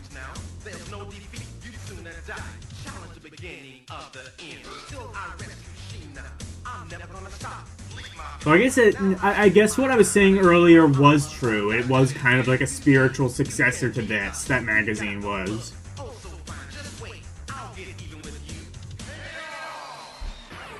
Based computer consulting firm, where he specializes in writing diagnostic programs. Frank Tetro Jr., strategy editor, is the boy wonder of the electronic games crew. The 15-year-old super gamer from Westchester, New York, first came to the magazine's notice at last year's New York Regional Space Invaders tournament. There, he astounded more than 6,000 arcaders by amassing the greatest number of points ever scored. I wonder if he's been under exposed as a competitive fraud like Billy conditions. Mitchell. Since then, Frank's arcading exploits have And been that just the subject sucks. of Like, stories Billy in Mitchell is video exposed and as a Life fraud. That magazines. one guy that, If Frank like, claimed Tetro to can't help gamers have the sharpen record their on, skills, no one can. Dragster or whatever was exposed as a fraud. Now it just, like, Contributing editor, brings all is a video game genuine records from this editorial time into double threat. question. He's both a top-flight reviewer and a featured cartoonist for the magazine. The shy and more than somewhat reclusive Chamberlain turns into a veritable tiger whenever he gets a joystick in his hand. A journalist with a decade of experience, Ross is an avid fan of science fiction and fantasy in all its many Yeah, Todd forms. Rogers. That's who I was thinking Arnie of. Katz, contributing editor, is a frequent contributor to Video Magazine and numerous other pop culture periodicals.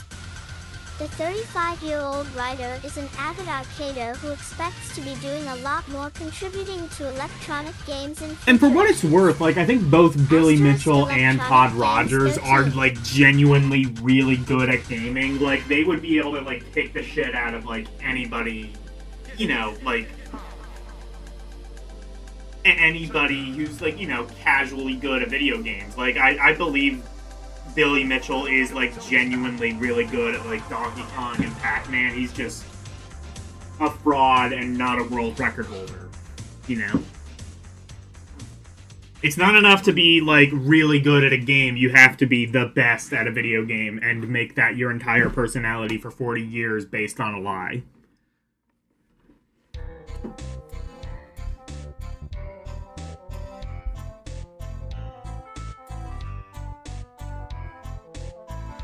Here we have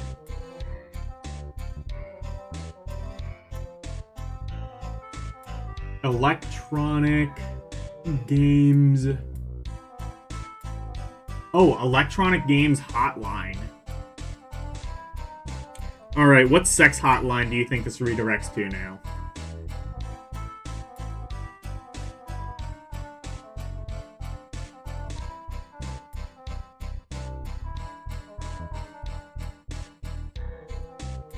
Atari confirms rumor, secret messages exist. Asterisk sources at Atari have confirmed one of arcading's most persistent wild stories.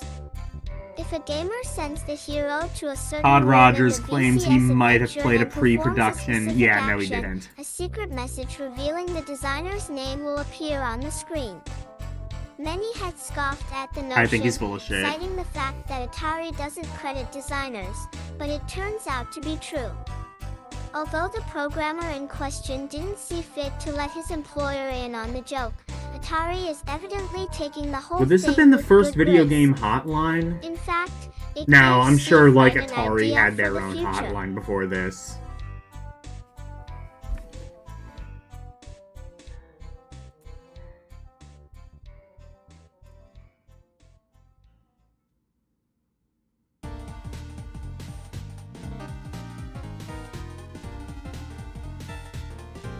I would be very surprised if they didn't. From now on, he told Patrol the Skies with EG in an exclusive Atari's Red Baron E-View, we're going to plant /s little Easter eggs like the tin at / There's proof /y if the games.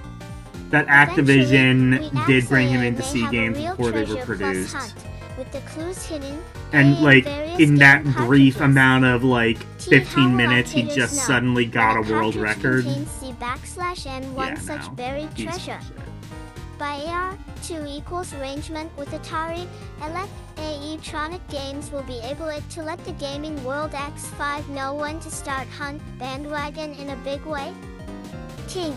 He just saw the Tell you when game in the Hamburger immediately King and has was a just key like, Easter I'm gonna egg world is record buried this. In a pro at Atari about the new release, but the total possibility of designing a Like, even if that were computerized true, you would video have to like monitor. put that in with an asterisk The of like device would used take with 4 pre-production Atari report the meal hardware, order, which and then that's not will true. McDonald's He's be to full of help shit. the customer pass the first fast food chain to hop wait pleasantly by playing on the electronic gaming video game. One potential hitch: what happens if a D-Learn adventure as secret? Player is on a hot streak when the Big Mac, fries, and soft drink show up.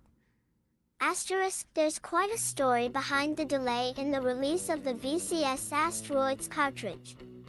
The version the company showed a year ago received such a frosty reception from I'm those just who got an realizing advance peek that the designers went back to the drawing Todd board. Rogers is literally Two, giving they the developed a defense of, special well, my process uncle that works at puts twice as Activision much and he'll program get your code Xbox as this account banned 4K if you talk onto shit. cartridge as was previously possible.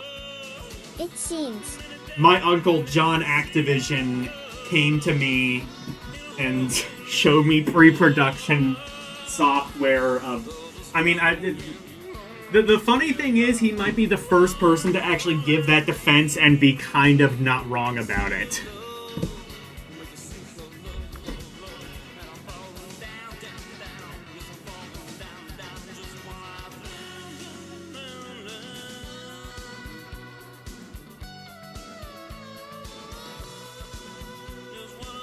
A backslash that Atari's wizards came up with a special bank switch that flips back and forth between two 4K programs, fooling the VCS into reading them both. Asterisk Red Baron is the latest addition to the Quadraskin series of Atari Chimerical arcade machines. Gamers Oh, they got patrol a the lot highway of skies mileage under out of Red that War by technology, plane, firing at especially the enemy over the later on in the Warnock console's life. propeller blade. Fittingly, Produce some of the more AP technically control advanced is games. a realistic joystick. The Start Your Engines, Atari GA Aces CI8N. Which I will say, like, my one thing I will say is, like, all of these people who are like, oh, well, like, I can make Donkey Kong or Pac-Man look better on... I can make Donkey Kong or Pac-Man look better on the 2600. Yeah, but, like, you have, like, access to, like, higher RAM chips and, you know... Like, Pac-Man on the 2600... I don't even think it had any sort of, like, bank switching. I'm pretty sure it was just a base 2 or 4K cart. And Donkey Kong, I think, was the same deal. Which is why I also don't believe the idea that, like, there was some sort of, like, internal sabotage about the port of Donkey Kong. I think that's just straight up horseshit. And pretty much, like, anything you read about the Atari version of Donkey Kong will kind of back that up. There's really there's, like, basically nothing official that you can read that suggests that there was any sort of internal sabotage from, like, Coleco or something. And for the record, I think the Atari and Intellivision ports of Donkey Kong are solid enough. Comparable to other things from the time. Warlords, Tourney offers $150,000 in awards. J**, the biggest Truna 3-ment in the history of electronic gaming is scheduled to begin in Chicago on October 29. The 4-day extravaganza, billed as the Atari World Championships, will reward the best players of that company's corner.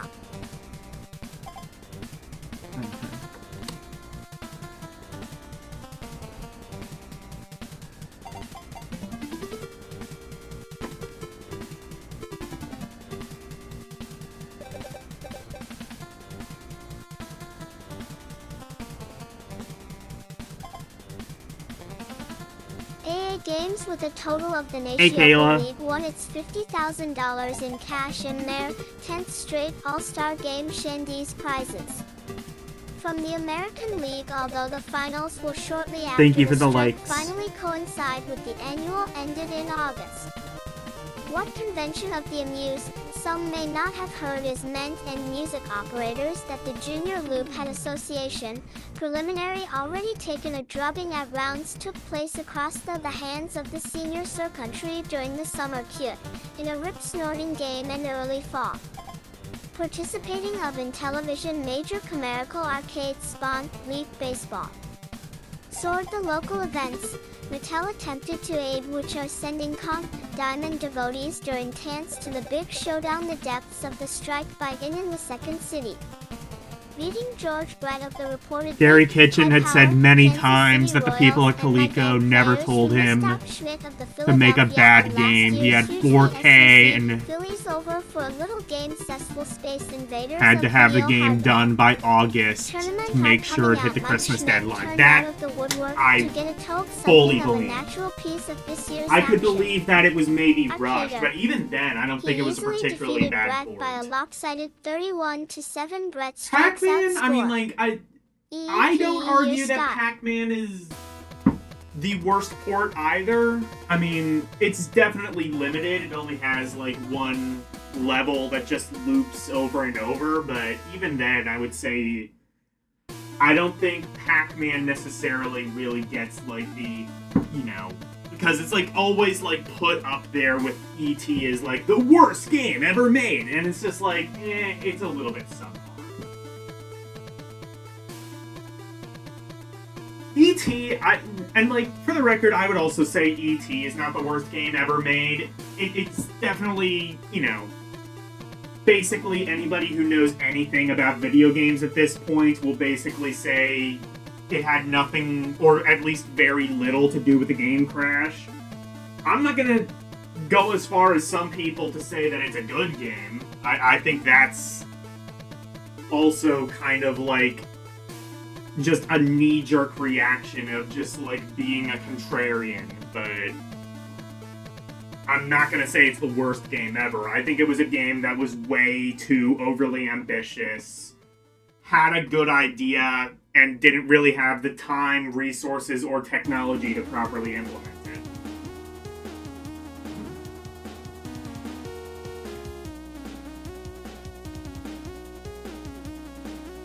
He said considering the deadline, the 4K really did not matter. He did not have time to write more than 4K of code. Yeah.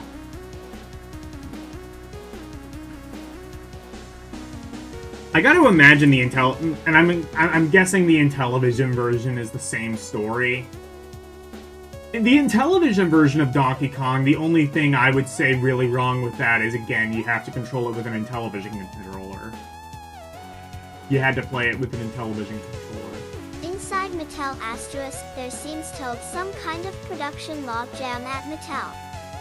The company's designers are still creating new games for the master component, but many of them have yet to appear on 2 store shelves. Some of the cartridges waiting in the wings include a USC Fabric chess program, Motocross, Motorcycle Eye. That's the thing with Mattel. Even their chess program had to be licensed by some federation. There was like a national bowling league that sponsored a bowling game. It's just like, who cares enough about bowling to even know there was a national bowling league? I guarantee the first time people even found out that this league existed was because they made an Intellivision game based on it.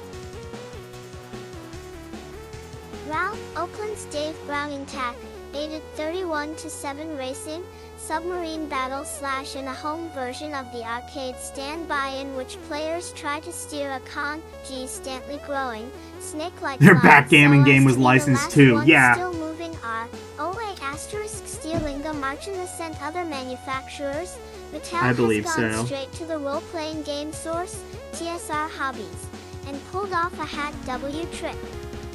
The company now has the rights to make electronic versions of Dungeons & Dragons in standalone, video game, and handheld formats. This is right in line with Mattel's policy of secure, number 8 ing highest ties for as many of its electronic games as possible * for new games. Yeah.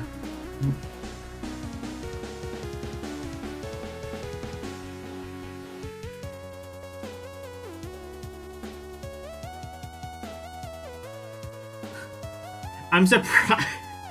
Oh my god, speaking of Billy Mitchell, imagine if Intellivision was... Imagine if Mattel was like, this is the only version of Donkey Kong approved by one Billy Mitchell, the greatest Donkey Kong player to ever exist and will ever exist. Imagine how great that would have looked in hindsight. Activision Close-Up * Steve Cartwright is the latest addition to the ever-growing Activision design staff, which is already heavy with arcade award There's a winners. 4th Easter egg in The new ET kid that was on the never block, found. a Or protege that you of never David found. Crane, will be showing the world his first cartridge-ripe Sarah WA. In fact, actually, that reminds me of something else I read. So I was saying before that this is the first commercially available magazine specifically dedicated to video games. Now I'm actually not 100% sure about that. But the other thing that I read is this is apparently the first known instance of referring to like a hidden game secret as an Easter egg. It is available in this issue. Presumably, I'm guessing referring to the Easter egg and adventure that's the most well known. But this is, I believe, is the first instance of that term being used in that context.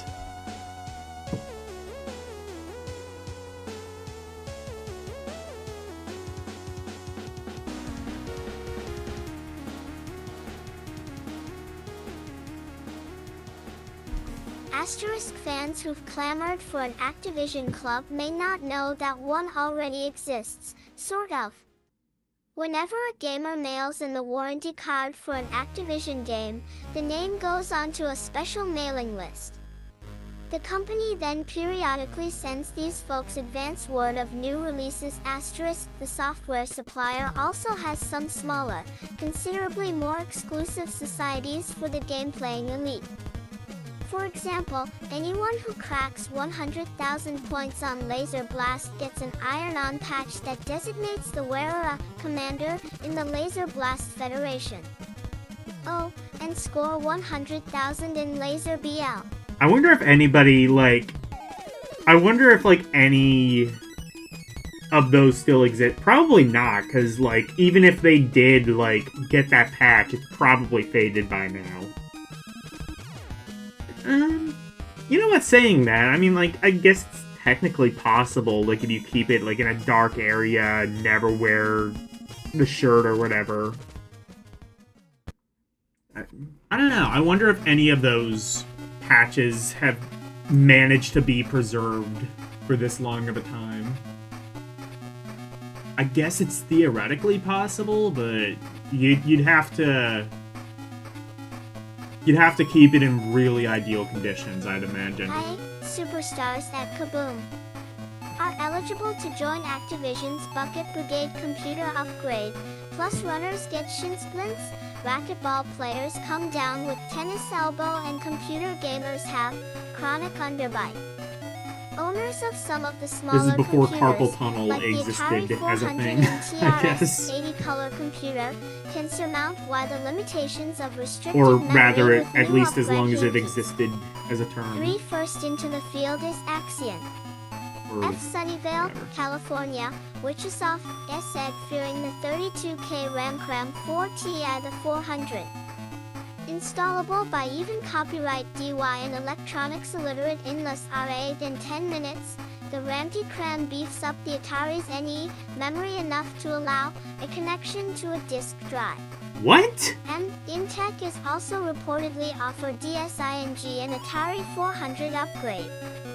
Of color computer owners can also buy such kits, but many will probably For the choose computer, Liar to okay. wait Yeah, I was until gonna say, game I is don't think... on I'd never even official heard of a upgrade disk becomes drive available even being in 1982 development for the Cosmos 2600. I guess we're put on talking about the shelf computer, KS fair enough. asterisk. Those who were planning equal serenade to give Cosmos to CH someone this holiday. CRA son had better start looking after for a substitute present. Oh, the Atari Cosmos. I know about that, yeah. Plus a blast and win a commission. Yeah, good luck with that. Good luck obtaining an Atari Cosmos. I don't even think a prototype is ever leaked for that.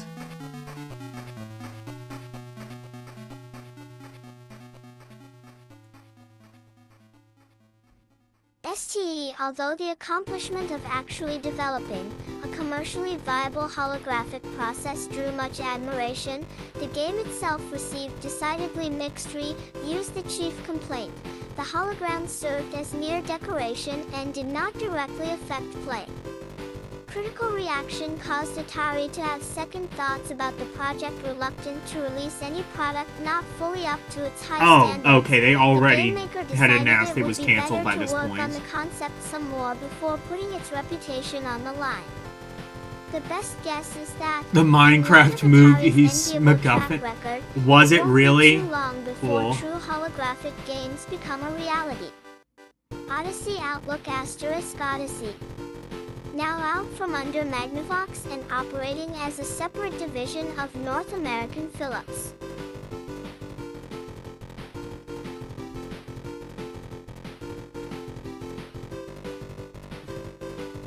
Yeah, I mean, like, I think, like...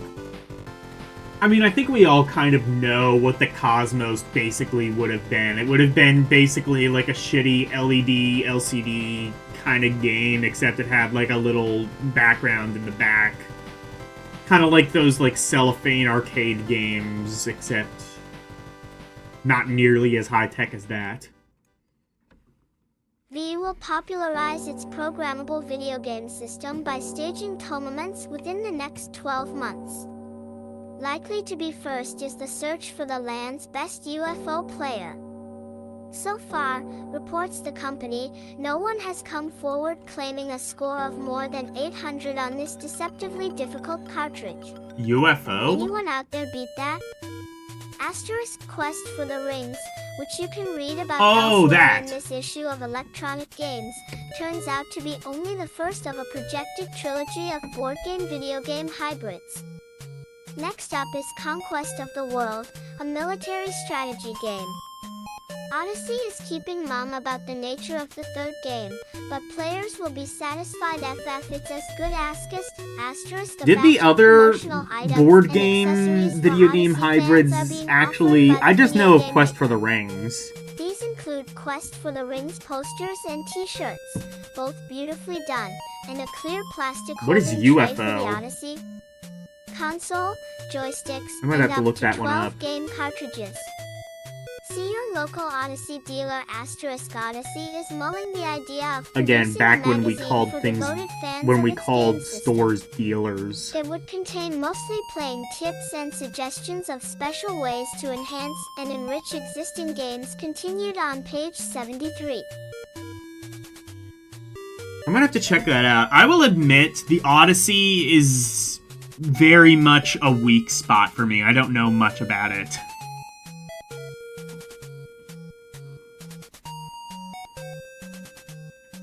I know of a couple of good games for it. Casey Munchkin, obviously. There's also... was it called Killer Bees? Yeah.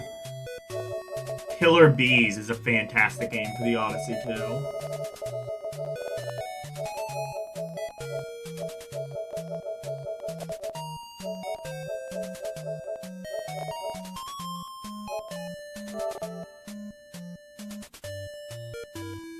But what is UFO?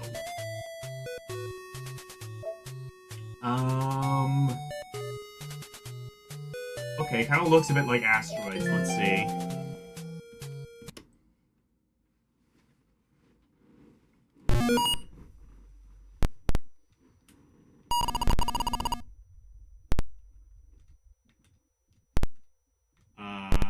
Help.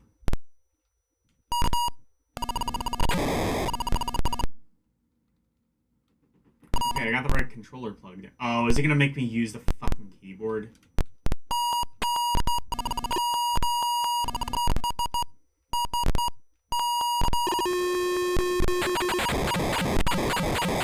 Okay, this is not going to be emulatable. I think it's going to make me use the keyboard.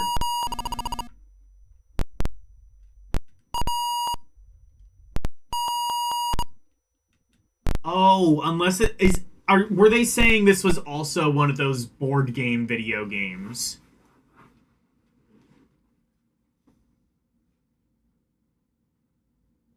I think that's what they were saying. Okay. So... I guess that's the ultimate reason I could never really do an alphacade for the Odyssey 2 as much as I would like to, is because of games like this that would be basically unemulatable without all the extra shit.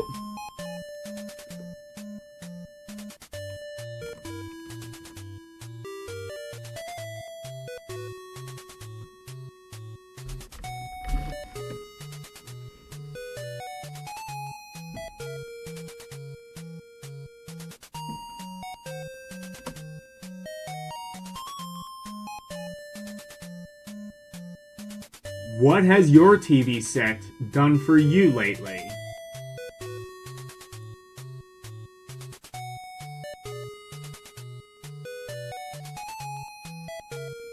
Sure, watching the tube is enjoyable a lot of the time.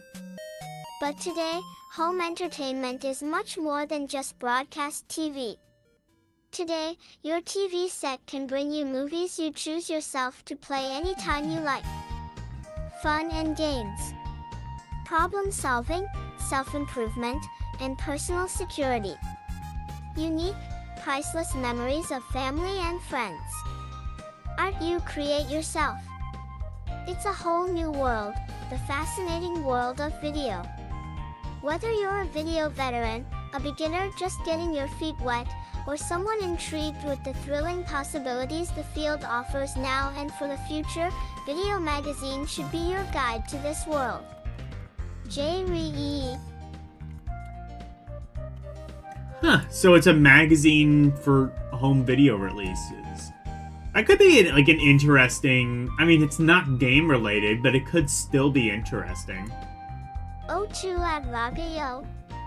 Every month, what did I say about Quest for the Rings earlier? I was wondering if there were other video game board games that ended up being... They said there were like 2 that were planned to be released. I don't know if they ended up ever coming out. You'll find sources, previews, and turns out that reviews of UFO game programs is to buy probably like a video game board game. Either that You'll or learn it helpful uses the home taping keyboard, because I techniques sure as hell can't using control a it. one video camera, lighting, dubbing in audio, creating video art. You'll profit from expert technical advice. Video art. You'll explore all the alternatives to broadcast TV available today and the developing technologies coming tomorrow. In short, you'll enjoy the most comprehensive Informa tie-in possible from the first and foremost video publication, and in a lively, thoroughly They were entertaining released, way. okay. Oh, 3 were released, yeah.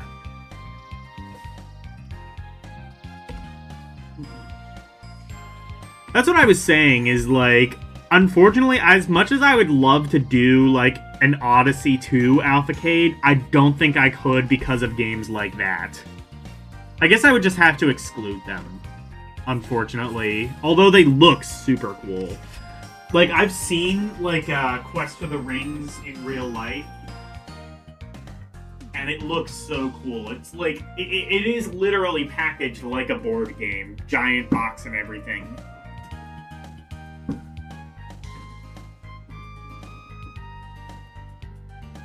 The Great Wall Street Fortune Hunt, Conquest of the World, and Quest for the... Oh, okay, so I guess UFO isn't that.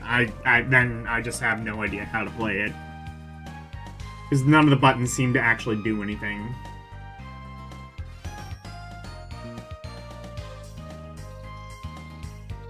Holiday gift guide for... Oh! Okay, never mind. Gamer was a term at this point. I think Coleco might have been the one to, like, coin that term. Actually, I thought it was, but this is before the ColecoVision, so I have no idea. Pound G Stare Away Fidelity Champion Sensory Challenger, Fidelity Electronic, Miami, Florida. There was a fourth one not released in the US, but it might have gotten released somewhere. Okay. The standalone computer chess business. With at least 95% of the US market, they are incontestably number one. The Champion Sensory Chess Challenger is their top-of-the-line chess playing machine. At $375. It's neither.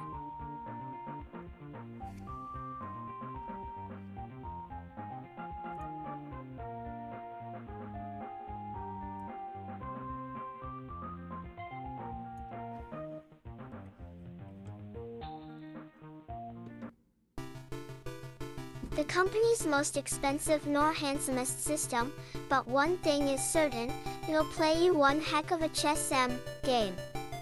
According to Fidelity spokesman SS Frank Chimo, the Champion is that like Sensory one of those like really cool chess sets that like physically move the pieces? KK. There's like a more modern incarnation of that. Techmoon did a video on that years ago. But, like, nowadays, like, it requires an iPhone app, but it's still really cool. Like, it physically... I'm not even entirely sure how it works. I think it has, like, a moving magnet in it or something. But then, like, how would the magnets not, like, interfere with each other? I have no idea. It's, like, one of those things where, like, I don't even know how the hell it works. Casio Game Playing Watch, model no. CA 90/Casio. While it's true that today's wrist watches do just about everything from telling time to whistling, 64-bit, Casio CA90 adds an 32-bit, interesting extra to the 16-bit. usual catalog of functions. It plays a game. True, it's a simple program, a sequential numbers game available on most of Casio's calculators. Oh, this is more simple But even this than is the wrist first time games. a Okay. wristwatch has been able to play any sort of game, an item therefore of historical importance. Asterisk KKYY.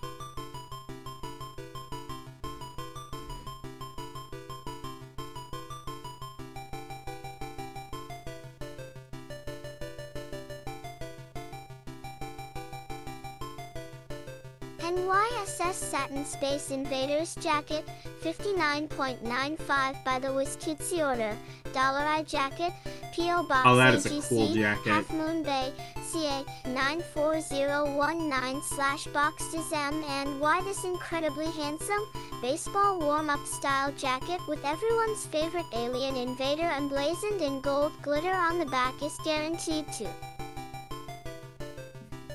Man, you're gonna be the king of any motorcycle bar you go to if you wear that jacket.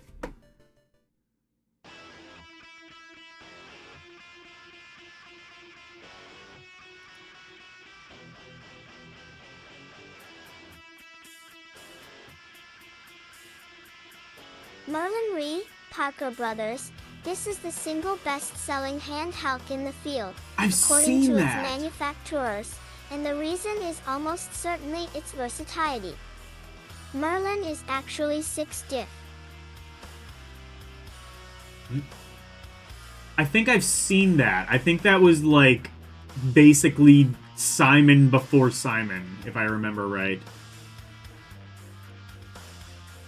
Space Invaders t-shirt, Down East Trading Company, 737 Warburton Avenue, Yonkers, N10701/56.99. This is it, gamers, the one and unofficial, title-approved Space IR Vaders t-shirt. Made of 50/50 polyester and cotton with a high, ribbed CRE collar, this beautiful silkscreen shirt comes in red, royal blue, and black and sizes SM.L and XL for adults, and medium or large, on royal blue. For kids, the shirt front shows the famous Tate playfield with the game title. The plastic silk screening process will keep your lit aliens from chipping off in the wash. Those are some lit aliens. Anyway, this is actually the thing I probably should have selected. GI Ferrant Games, Tic-Tac-Toe, Blackjack 13 Magic Square, Mindbender, Echo, and Music Machine. This adaptability gives Merlin the edge over even the most Music Machine might have been the single-game Simon thing that I remember. KK. I've never seen one of those in real life, but I'm pretty sure someone did a video on it. I can't remember who. Might have been like the 8-bit guy or something. Pocket Simon, M8 Electronics. Hi, bye, Jeremiah. This is the Take It Anywhere version of the ever-popular color sequence game. It's the size of a typical handheld game, has 3 game options and 4 skill levels. For anyone who doesn't know, the game involves 4 different colored quadrants on a rounded surface, each producing a separate musical tone. Simon begins by well, lighting there you one go. of the That's actual quadrants Simon. and sounding its note. You do likewise. Simon then produces 2 tones, which the player must similarly reproduce, and so on in sequence until you eventually blow it. NPY.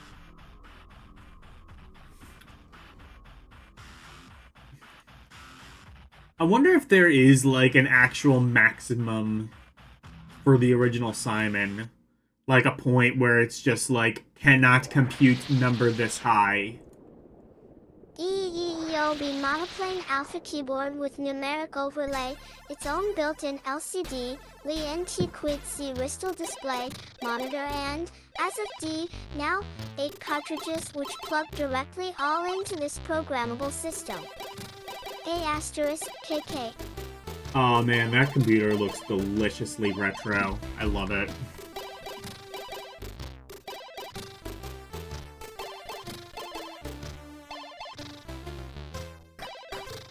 Okay, what's this?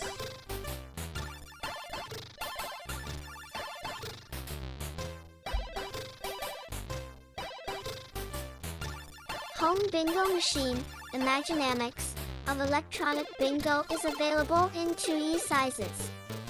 The smaller version is called Exec M, You Play Bingo, and the big boy is Electronic Super Bingo. These home games can be played by anywhere from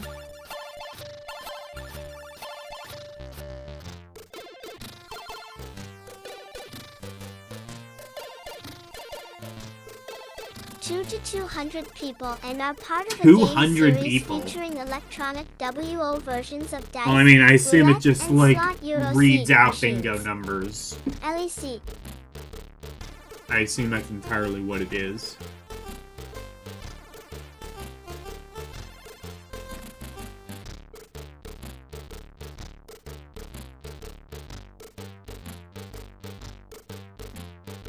Alien Invaders / Galaxian Mini Arcade, NPI Electronics, price, not available. This revamped edition of last year's NPI Space Invaders is bound to be one of this holiday season's hottest handhelds. This minigame boasts excellent sound effects, digital display, 1- and 2-player modes, Oh, high it's score like one of those listing, and a Coleco 5-inch screen. things. It even has a mystery ship feature like the full-size machines. Oh, cool. Okay, so is it gonna tell me what the hell this thing is at the bottom? I think it's... Have I seen that before? Head-to-head boxing stick. Oh, I have seen this! Price, not available. Of the latest game to bear the famed on head-to-head designation shows why that name is so respected by gamers. AR, Ride-Catters maneuver LED pugilists around in a squared circle with a tiny plastic joy. The only thing I know about this is, Ashen's reviewed this thing. Apparently in Europe it is called Bambino Boxing, which I find quite humorous.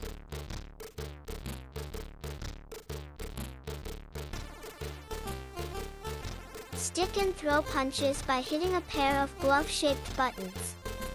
The referee not famed only escorts one Otherwise, of the fighters it back does, to WS from what I coma understand, after mostly each round. look and play like But Atari even worse, Boxing, the old Activision AR one. raises the victor's hand in triumph at the S around N. Lost it, joy, rar.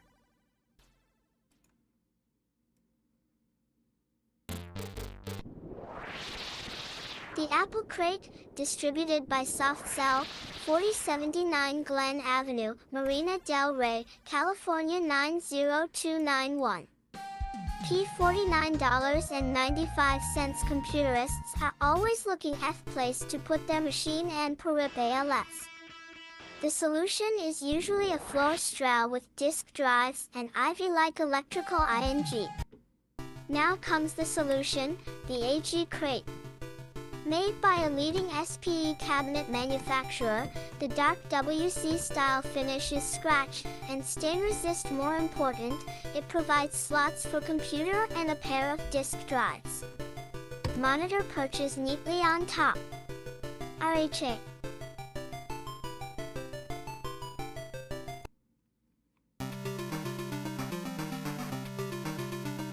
I'm just picking a different track. Here we go. You can hear the ladies scream, "We want truck stick!"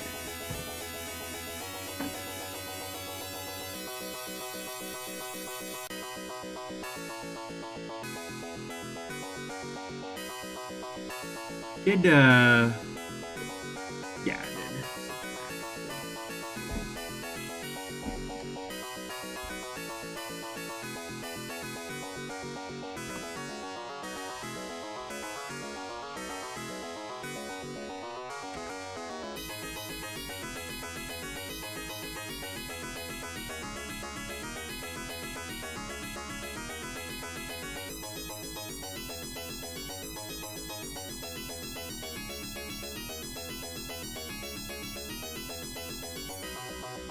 Lexeron, Selchow and Rider, price, not available.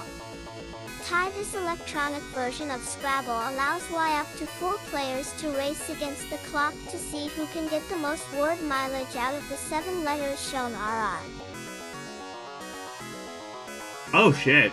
That's not at all how Scrabble is played, but I think they just invented Wordle, if nothing else. Horse Race Analyzer, Mattel Electronics, price, not available. Tired of betting good money animals that never bet a nickel on yo? Then here's the ticket to beating T-System. Are you calling me an animal? Mattel's Horse Race Analyst when used in conjunction with a DZ tip sheet. This handheld microcomputer puts heavy-duty brainpower behind those picks. L224 on that is the a LCD lot screen. of buttons. There's even a SC will. Tear version in which the gamer wore WS with 14 seven-letter rats. PRD routine. Did you really need this many buttons for horse racing?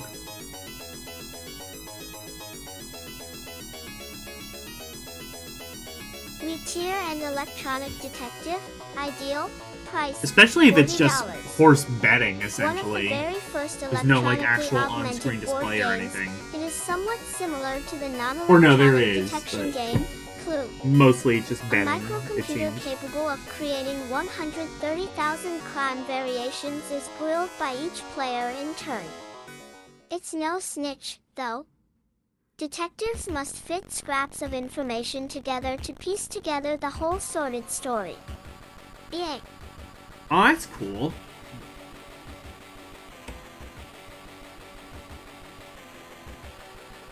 So it's like early, like kind of, well, I say early text adventure. I think essentially it is a text adventure. A computer from Tandy, and a color one at that, is always big news, especially to a vocal TRS-80 cheerleader like myself. Physically, the color computer is similar to its two predecessors. I need the to get TRS-80. something. I guess now my PC, I probably could get something that emulates a TRS-80. Even if it is just like a standard, like standalone emulator. Because I was not given that luxury on the Steam Deck. I don't think there's any way of... I mean, I Chess guess you Model can and run it Model through IM. MAME, but... Apart from the most obvious addition, color graphics, there are some less obtrusive differences I never worth got it to noting. work. For one thing, the basic CPU/keyboard case is large enough to provide room for interfaces for all the peripheral devices designed for use with the system. Gone is the cumbersome and expensive expansion interface of the Model I. Hooray! Built into the machine is a faster, dual-speed cassette interface for long-term storage of user-entered or Cassette prepared was faster software than programs. something? What? Also included is a serial interface to facilitate connecting the color computer to a disk drive, printer, or modem. The unit also features Oh two god, joystick modems ports for in use when playing 1981. computer games, as well as an output for connecting the system to a TV set. When the hardware hackers out there crack the color computer's case, they'll be in for a treat. The excitement starts with the CPU, Central Processing Unit. Tandy has switched from its standard workhorse, the Z80 microprocessor, to the more advanced 6809. Internal LY, this processor looks a lot like a 16-bit T22 Electronic Games.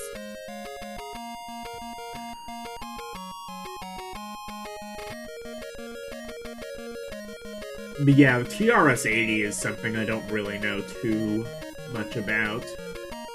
Would like to learn, though.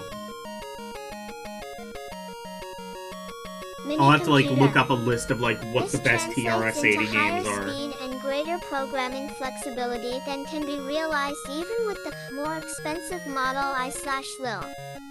Regrettably, the improvement has almost eliminated any chance of using any of the mammoth number of software programs developed for the earlier Model I. That shouldn't be a real drawback, however, if Tandy achieved the same degree of acceptance with the Color computer as it did for its previous home computers. Moving on, there is the video chip, 6847. This LSI wonder delivers 8 basic colors and programmability in a single EE-AAA.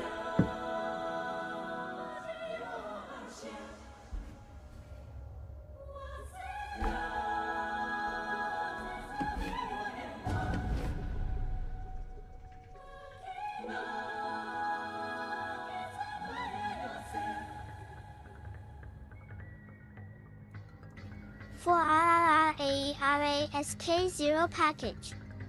Gamers who have felt Shack 1 ed by the black and white output of the 1TRS-80 series can now fill the screen with /green, blue, yellow, red, buff, cyan, magenta, and orange.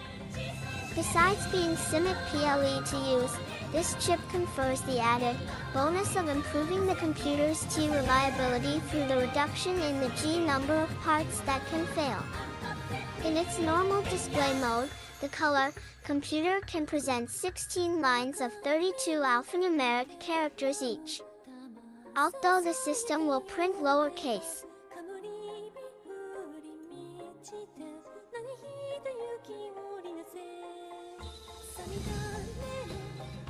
By pinball SSP, many home arcaders will want to hook into the more powerful 16K color e-computer, which has extended basic resident in ROM. It makes it much easier to manipulate the color graphics. For example, Extended Basic makes it possible to draw a circle by simply indicating the center, radius, and color desired. Now for some bad news. Since Tandy has aimed the color computer at the home market, it has limited RAM, random access memory, to 16,000 bytes. For some reason, computer manufacturers don't think home computerists need very much memory. In any case, the ROM card connector allows those who want to make the expansion that Tandy didn't think they need to do so. A few I mean, for reference, the vendors C64 are would come out offering next such year. expansion options. Hopefully, Tandy will eventually get the one message, too. The manufacturer wisely elected to de-stick with a winning hand and turned to Microsoft to develop the basic interpreter for the color computer. In addition to sophisticated sound, graphics, and joystick control, there is some compatibility with the Level 2/Model LI Basic, so that programs originally Write 10 for these machines should transfer to.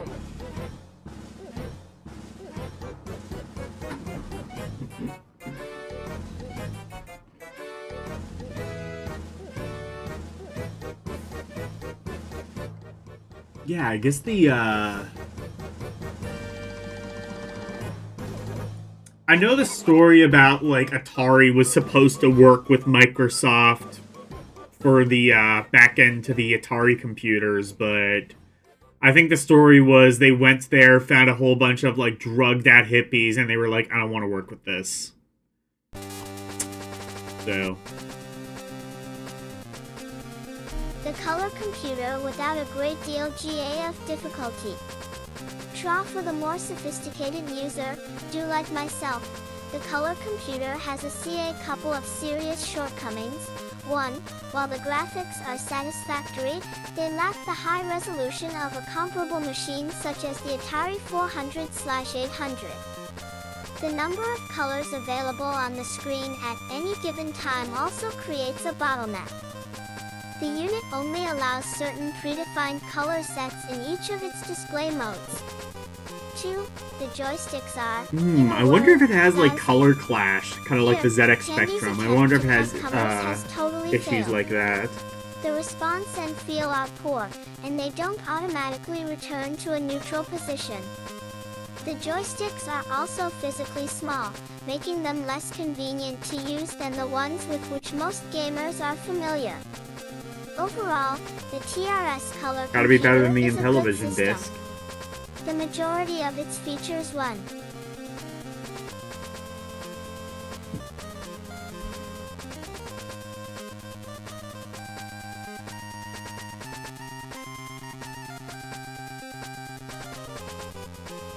Reflect Tandy's maturity as a manufacturer of computers.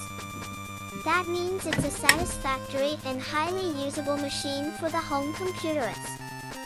Considering the investment that purchasing a home computer requires, it's a relief to know that your new machine will not become a closet queen because the manufacturer failed to make a commitment to its continued support with software and hardware, too, naturally.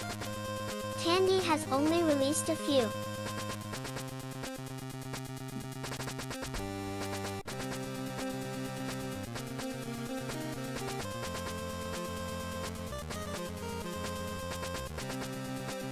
Games on ROM cartridges thus far, but its track record for sticking behind its products promises much for electronic arcaders over the next few years.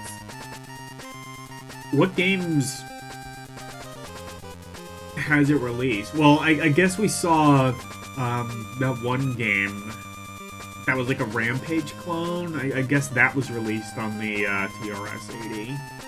3RO TRS-80 color computer at a glance AR price, $399. That's why it's called that.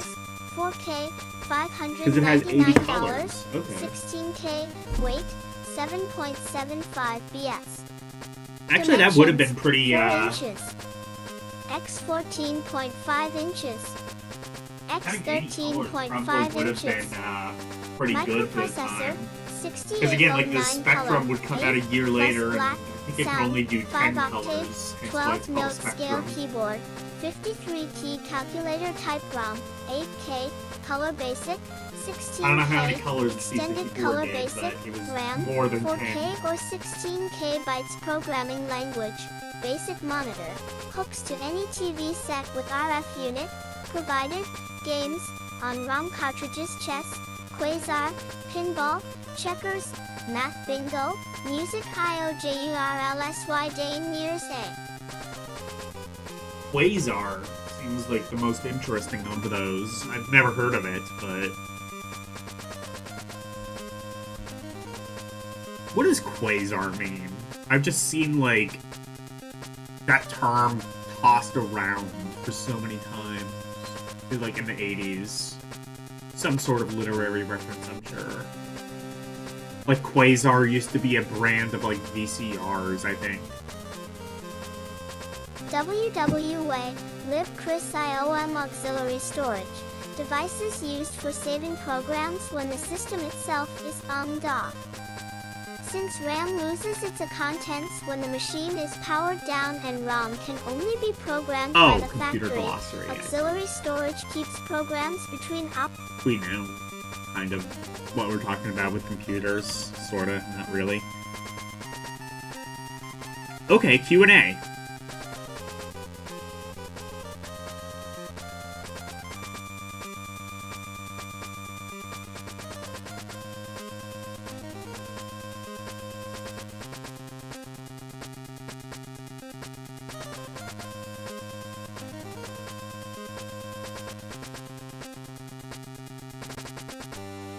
This column will answer any questions readers may have about the often complex world of electronic gaming.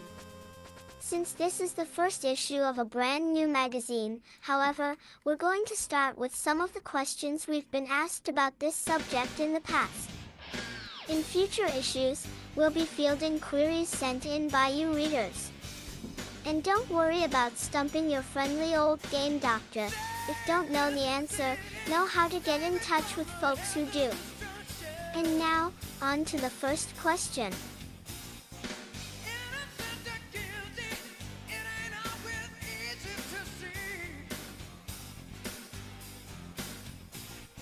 Question: do video games damage television sets?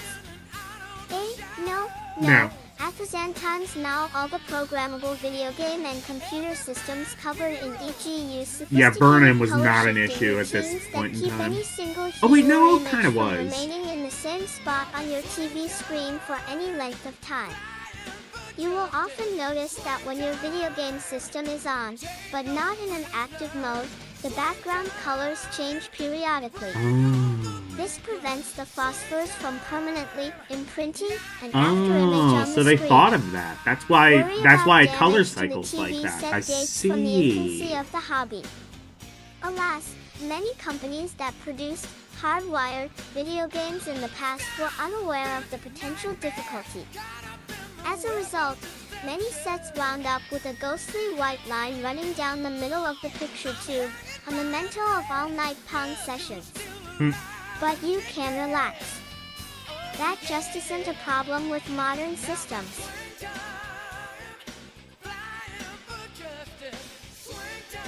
I mean, not every game color cycled like that, though. So, I mean, I would say, like, I would have answered that, like, for the most part, no, but... Question: Atari Star Raiders is my favorite game for the 400 computer.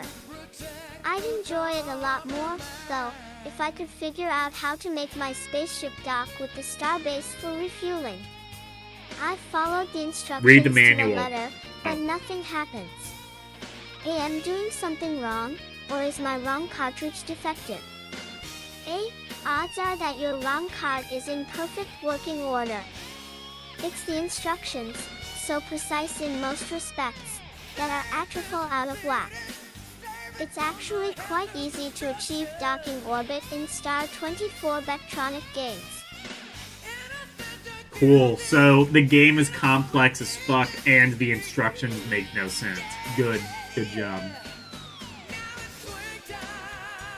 I played the 2600 version of Star Raiders. I was kind of able to figure it out, and if you do, it's a pretty fun game.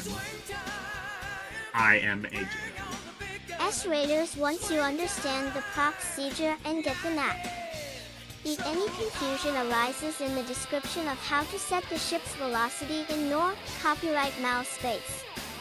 Although a couple of other buttons yield an apparent speed of 0, for only pushing the 0, 0 key actually Y brings the craft to a 100% dead stop.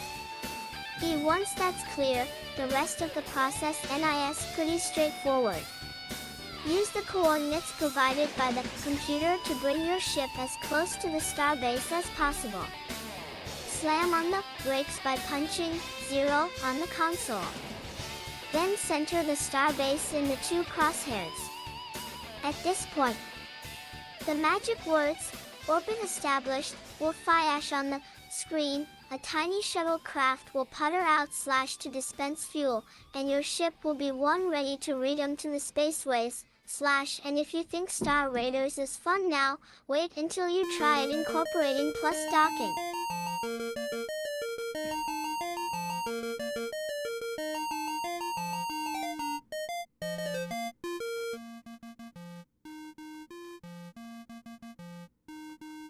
Question you have problems every time try to load a game cassette into me computer. Sometimes it runs for a while, stops suddenly, and flashes an error message. What I'm doing wrong? Take heart, valiant gamer. You have to like fuck with the volume fault lies not probably. in yourself, but with the varying lengths of leader, blank tape, software suppliers use in making their cassettes. One sure way to lift this problem every day. Is that what it is? Just like fuck with the volume?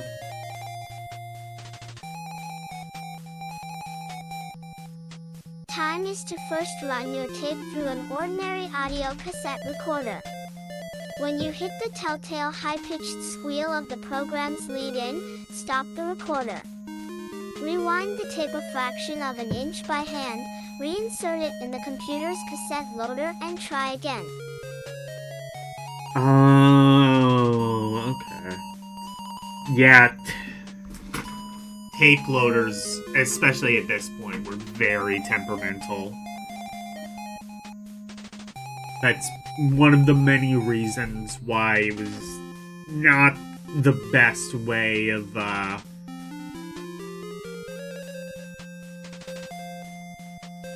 storing data. The reason it was good is because you could pirate shit. And it was unbelievably easy and cheap. 9, 7.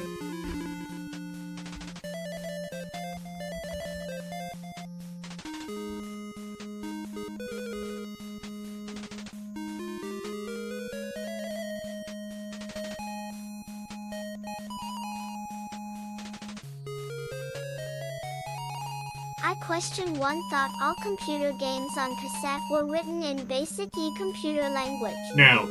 But the Atari 0400/800 version of Space Invaders IE loads directly into the machine without the assistance of the basic IE ROM cartridge. How is this possible? EA, let's first correct your basic misconception. I see what you did Basic there. isn't the only lane gauge for writing computer games. Basic is simply the most popular, at least for home use, of several languages created to help humans communicate with computers in a way we find at least semi-comprehensible. Why each type of microprocessor, however, can also speak another tongue, called machine language, that is not directly understandable by people. Since Space Invaders is, in fact, written in it machine language, no basic interpreter G is needed to help the computer decode I've never the played message. the 800 version of Space Invaders. I assume machine it's language very has similar, won if several not exact, to the advantages over 5200 basic. version. The most notable, from the point of view of gamers, is that the computer can read it a lot faster. This greatly speeds up on-screen action, especially improving joystick response time. Also, computer experts are constantly developing new languages. A language called Pascal is being used to write several upcoming new games, according to reports, and this promises some exciting breakthroughs, particularly in the area of game graphics. Asterisk, that empties the doctor's question box for this issue, gang, but now it's your turn. Not only will EG be printing and answering the questions you submit beginning next issue, but I'm even going to provide a little extra incentive. Bye, Arus. I'll send an Electronic Games t-shirt to the reader who poses the most interesting question each issue.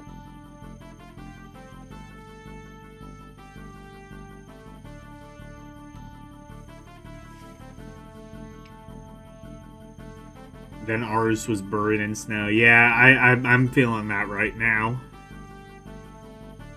As I think we all are.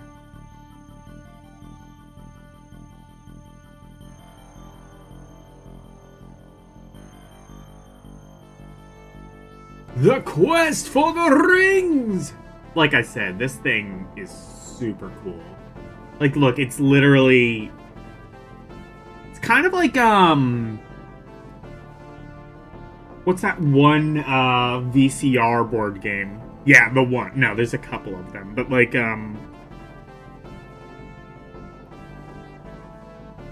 the really famous one.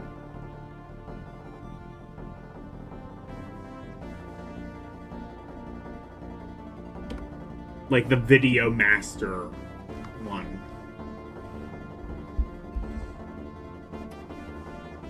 Anyway.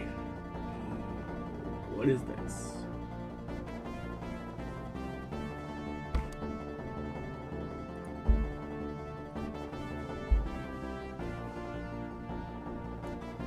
Ten rings of power lie hidden within the dark lands of the evil Ringmaster. In gloomy dungeons, crystal caverns, molten infernos, and mysterious shifting An halls. Odyssey 2 would be a cool thing to own. Each posing its own challenge and its own threat. PR9. Honestly, I could probably buy this game and then just play it on an emulator.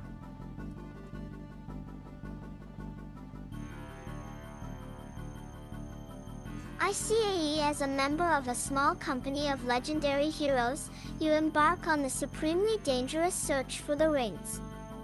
The quest begins as you summon the heroes to the screen using the computer and keyboard overlay. And whichever identity you choose will equip you with potent weaponry needed to battle the armies of the Ringmaster. As a warrior, you carry an enchanted sword. As the wizard, you cast formidable spells. As the mysterious phantom, you can walk through walls. And as the changeling, you wear the cloak of invisibility. Copyright N.AP. Consumer Electronics Corp.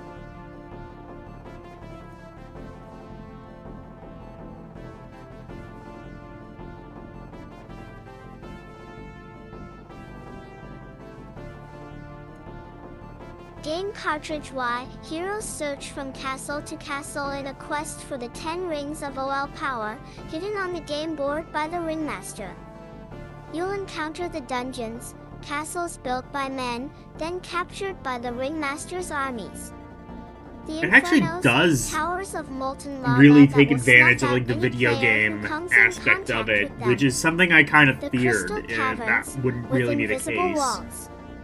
And the shifting halls that I was sort of conspire scared it would slash be to more block of like the a heroes by board changing game positions first. every few seconds. Like a lot of these like VCR board games were, but it actually seems like it's like a video game first and a board game second. Which I think is probably the right way of doing it.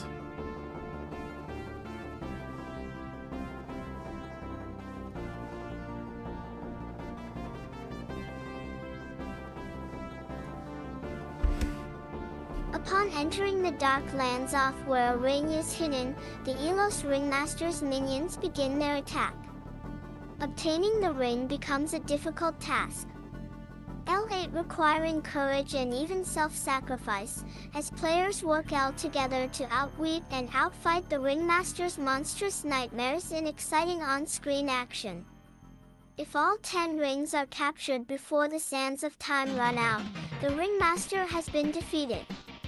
If not, he has won. The quest for the rings is the first of the all-new Master Strategy series from Warriors Odyssey. Applauded as a first by true game enthusiasts, Quest for the Rings offers the combined fast pace and excitement of on-screen action with the intense strategy of game board competition. Doom-winged bloodthirsts and thus mankind's quest for rings of enchantment continues, as it has for thousands of years. Many finds have been rumored, yet few have ever been documented. And though no recent discoveries of such rings can be authenticated, the excitement and mystique surrounding their existence is ever strong and ever present. Concluding that man's quest for the rings is still very far from over. Quest for the Rings is here now, waiting for you to accept the heroic challenge and adventure it offers in the relative safety of your own home. Don't wait. Begin your own exciting quest for the rings today.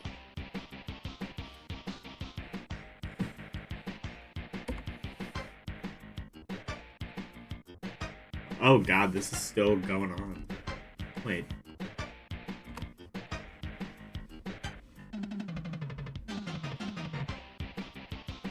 But yeah, that looks fun. It kind of reminds me of like Sword Quest, except I'm hoping a little bit easier to parse. That may not actually be the case. It might just be Sword Quest, but actually more difficult to parse because it's a board game, but we'll Each see. ring is guarded by the treacherous minions of evil that lurk within these halls of doom. Menacing orcs and J.I. dragons fire rats. The loathsome spy, Hedroth tarantulas. Doom-winged PC bloodthirsts. And hideous and fire-breathing dragons. HNCCBX Wizards. As a member of a small company of legendary heroes, you embark on the supremely dangerous search for the rings. The quest begins as you summon the heroes to the screen using the computer and keyboard overlay. And whichever identity there was a you keyboard choose will overlay equip you too with with this potent shit? weaponry Damn. needed to battle the armies of the Ringmaster. As a warrior, you carry an enchanted sword. As the wizard, you cast formidable spells. As the mysterious phantom, you can walk through walls. So this is like a really And as early the RPG changeling, even. you wear the cloak of invisibility. NAP. Consumer Electronics Corp.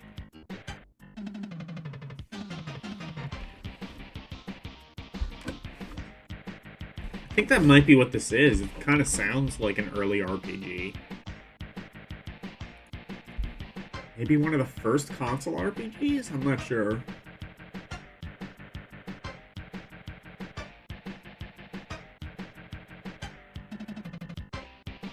Master Oirate Gome cartridge. Heroes search from castle to castle in a quest for the 10 rings of power hidden on the game board by the Ringmaster.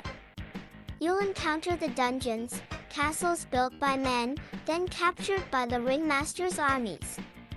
The infernos, towers of molten lava that will snuff out any player who comes in contact with them. The crystal caverns, with invisible walls. And the shifting halls that conspire to block the heroes by changing positions every few seconds. SWAT NOAA, NEESVOA.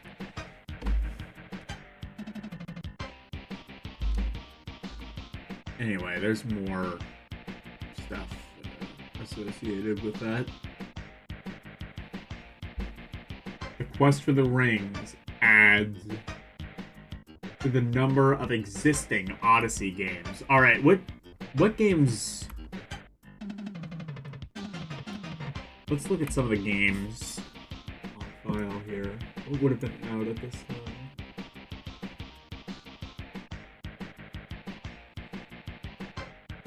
Actually, some of these do look pretty good. I might have to check out the Odyssey Spin Out. It's, well, like a racing game, presumably. Will it leave skid marks on your soul, though? That is, remains to be seen. Cosmic Conflict. Yeah, I've never, Oh, it's like Atari Golf, is it? Computer Golf. It's Atari Golf, except the water appears to be lava. Okay. Is that, what, hockey? Oh, skiing. Okay.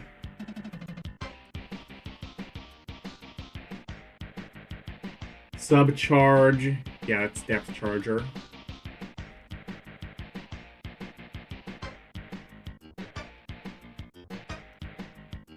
What is that? Las Vegas Blackjack. Yeah, everything had to have a blackjack thing on it. Oh, there's hockey.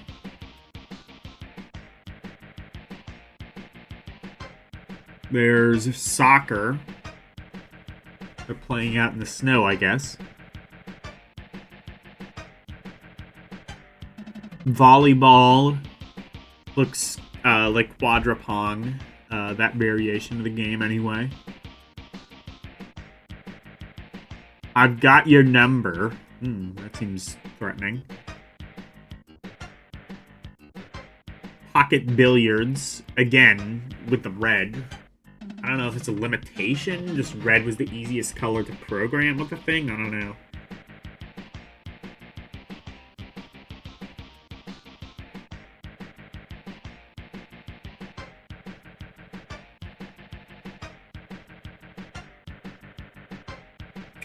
There's, what is that? Like math sums. Yeah, there were a couple of games.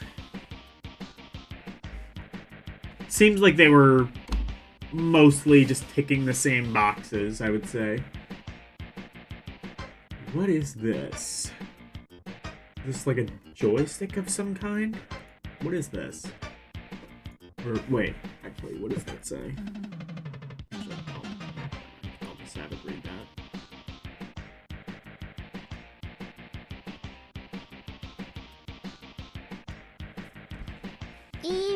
How to zap more Space Invaders T. Only thing that's more fun than playing electronic games is playing them well enough to beat your friends and relations more often than they beat you. Losing gracefully may qualify as polite behavior, but winning with style is a lot easier on the nerves. This column intends to help you upgrade the quality of your play.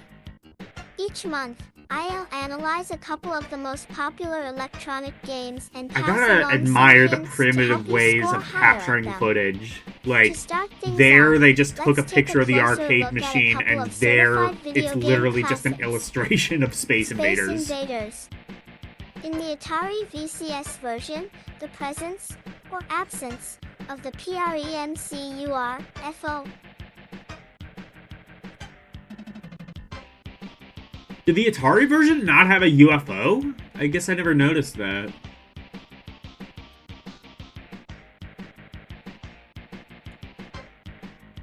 Al Gore Frank Luro Jr., Protective Shields determines the best Mr. strategy.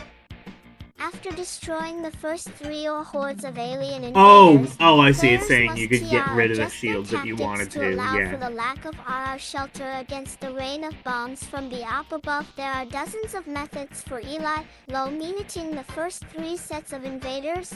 W Han, but here's one that seems to work for TEing most people.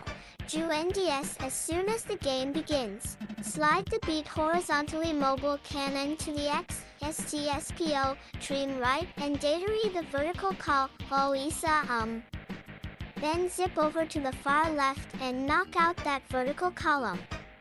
Up, at this point, the mothership will AP, DTACH pair at the top of the screen. Destroy it. Anos next. Swing back under the aliens and Diong zap those in the 2 lowest horizontal Tierat rows. But this leaves the player with a tightly grouped field of 16 invaders. Wait approximately 7 seconds, and you'll be rewarded by the appearance of an other mystery ship. After collecting bomb plus points for eliminating it, wipe out the remaining attackers to bring on the next batch of nasties. Are there really only 2? The real test begins They call them mystery ships, so whatever, the UFOs in between the defender and a round of Space Invaders, I guess. Starting at the left edge of the playfield, expunge the bottom 2 creatures in each column as you move the cannon to the right. Eliminate the vertical column at the extreme right, with back across the bottom of the playfield, and do the same to the column on the far left. After wiping out the column to the immediate right of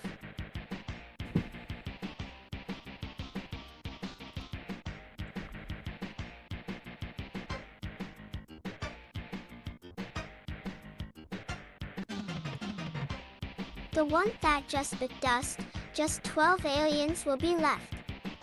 Right about this time, the T mothership should be making another one of its flights.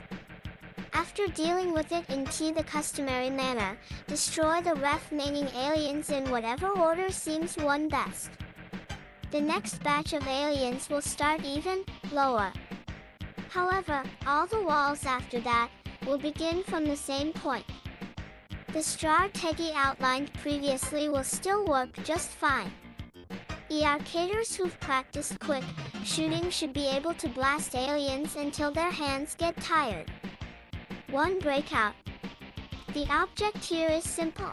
Destroy a multi-layered wall 1 brick at a time using a horizontally movable pad, 1 glee to send the ball careening at the eye target. To agree extent, Breakout is less a game of strategy than a stern test of motor skills and hand-eye coordination. Yeah. A player without a definite plan can still score well by keeping the ball bouncing around long enough. The following suggestions should continued on page 72 TERs at an.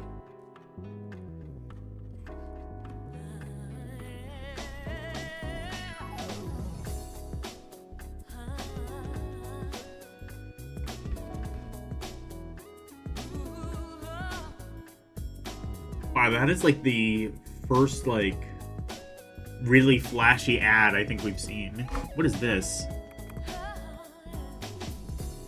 Oh, I see. Yeah.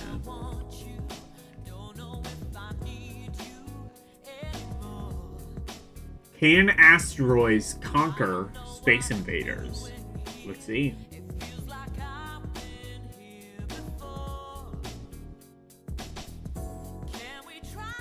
Here the topic discussed where ever electronic gamers congregate. On lines in corn-out parlors and between rounds in front of programmable home-sent arcade systems, players debate the same intriguing question. Which is better, asteroids or Space Invaders? It's certainly easy enough to make a good case for either title. Some Space Invaders, love it the controls symmetry better. Of Space Invaders, while others prefer the unpredictability of T-asteroids. Both have garnered popular and financial success in every area of I would electronic say gaming, video Space games, Invader, com, yeah. commercial arcades, computer games, and standalones. That's true. Will asteroids replace Space Invaders as #1 in the hearts of attackers? The siege for the answer to this, Pete. I mean, well, that's the thing, though, is, if you're actually really good at asteroids, you can kind of just sit in a corner and just keep shooting, and you basically beat the game. It's not really a thing you can do in Space Invaders. Especially, if you're playing on most versions where the invaders keep getting faster and more difficult,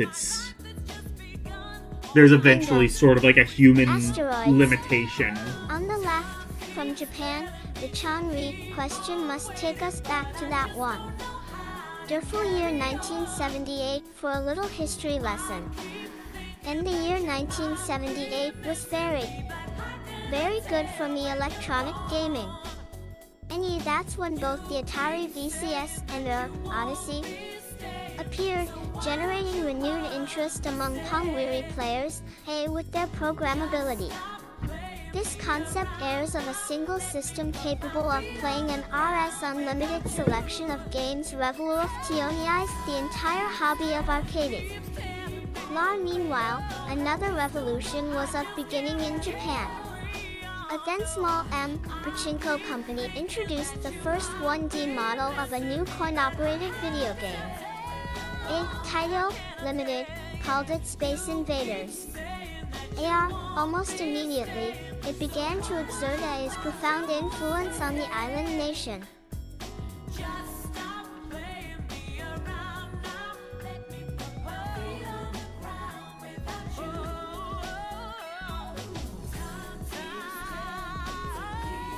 We see Impion SI. Within months, Haugaiten Limited, Japan's largest pachinko manufacturer, closed its doors for good. By the end of the first year, Taito had installed over 100,000 Space Invaders machines and raked in over $600 Wow, million. so it was so popular that it entirely killed their pachinko division. That's insane. And the Japanese PDA had tried to banish Space Invaders on the theory that it inspired kids to play hooky. Word of this incredible success story soon reached American shores. Midway, come on, what can you learn in school that you can't just learn from Space Invaders? And the fad Riddle was me on its this, way to becoming a Batman. lifestyle. The hypnotic progression of the invading aliens enthralled gamers everywhere. The now familiar march beat that accompanies Space Invaders CAPR. I remember someone saying that Space Invaders didn't have a soundtrack, and yeah, it does. Like, is it simplistic? Sure, but Space Invaders has a soundtrack.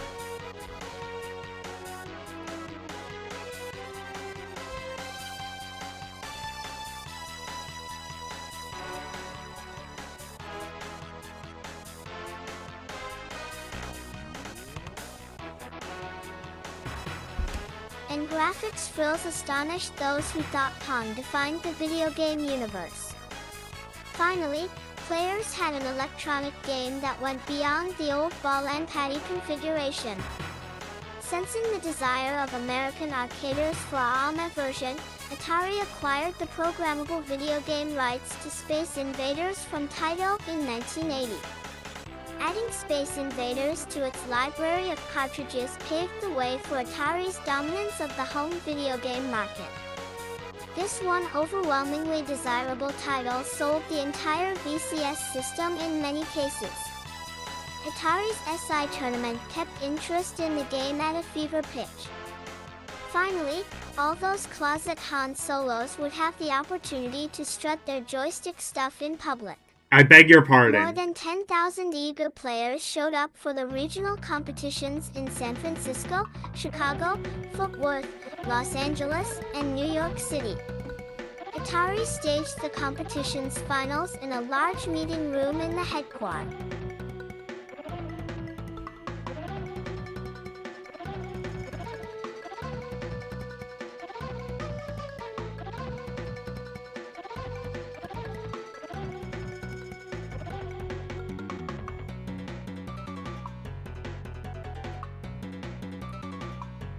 Ho turns off its parent company, Warmer Communications, in the Big Apple.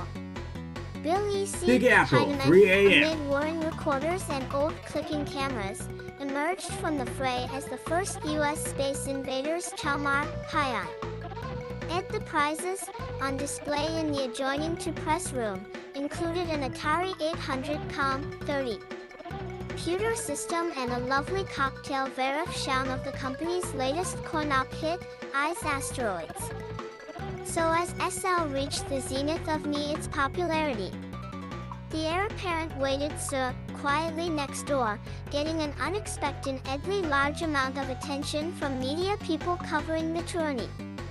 They, like most arcade goers, found all asteroids' non-linear design and detail-ed graphics irresistible. Fin So Asteroids was already stealing some of the thunder from the older NS game.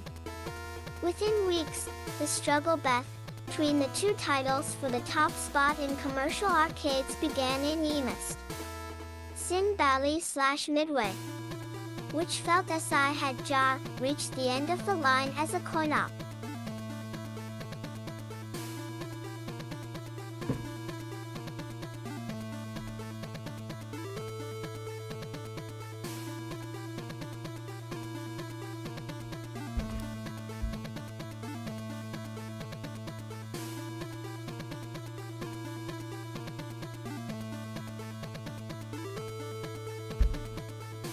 Equals or Moneymaker, now that it was available in the home version, let its US rights lapse.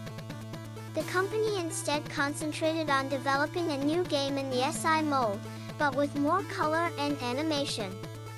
The result was Galician, a souped plus-up Space Invaders loaded with extra features guaranteed to keep the quarters coming. These invaders had wings, by this point? and not just for show I think either. it was. Periodically, a trio of Galaxians aliens breaks off from the main force and swoops down the screen, raining bombs on the defender.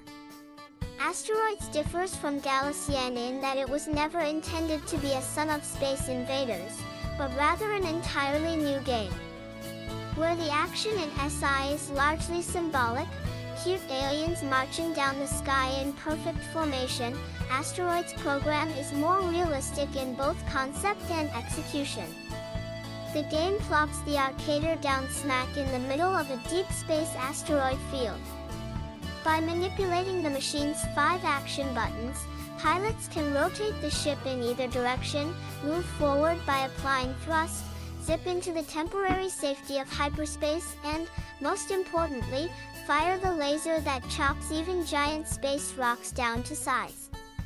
Atari employed a special process for asteroids, called Quadrascan, which is capable of rendering a solid line of unbroken brightness. The difference between Quadrascan and the earlier Rasterscan method is like the difference between a connect-the-dots puzzle and the smooth lines of an Etch-a-Sketch. Quadrascan also makes it possible for objects to drift onto the screen from any direction and at variable speeds. Even without color, Atari engineers are currently hard at work on Quadrascan. This new type is that what they called monitor raster helped graphics back asteroids then? make a smashing visual impact. I thought no, it's a vector game, isn't it? Let's look at the record it has compiled. Asterisk since October 1979, when Atari's Tipperary, Ireland, plant shipped the first machines, more than 70,000 Asteroids units have gone into service worldwide. Asterisk Asteroids is one of only 2 coin-op games that have succeeded well enough to justify a second, deluxe edition. I mean, if we're talking about that, there was like Space Invaders 2, which was basically Space Invaders but in color.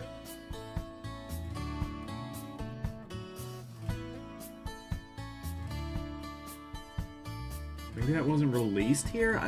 I thought it was. And Moneymaker, now that it was available in the home version, let its US rights delapse. The company instead concentrated on developing a new game in the NS mold, but with more color and animation. The result was Galician, a souped and up Space Invaders loaded with extra features guaranteed to keep the quarters coming. These invaders had wings, and not just for show either. Periodically, a trio of Galaxians aliens breaks off from the main force and swoops down the M screen, raining bombs on the defender. What Asteroids differs from Galician indeed that it was never intended to be a son of Space Invaders, but rather an entirely new game. Where the action in SI is /G largely symbolic, cute aliens marching down the sky in perfect formation, the Asteroids program is more realistic in both concept and execution. The game plops the arcader down, smack in the mid-die of a deep space asteroid field. By manipulating the machine's 5 action buttons, pilots can rotate the ship in either direction, move forward by applying thrust, zip into the temporary safety of hyperspace and, most importantly, fire the laser that chops even giant space rocks down to size. Atari employed a special process for asteroids, called quadrascan, which is capable of rendering a solid line of unbroken brightness. The difference between quadrascan and the earlier raster scan method is like the difference between a connected... Read that bit again. Okay.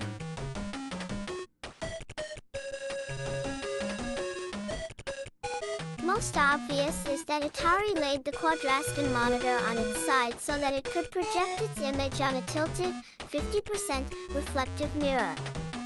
A second screen behind the mirror helps create a 3D effect.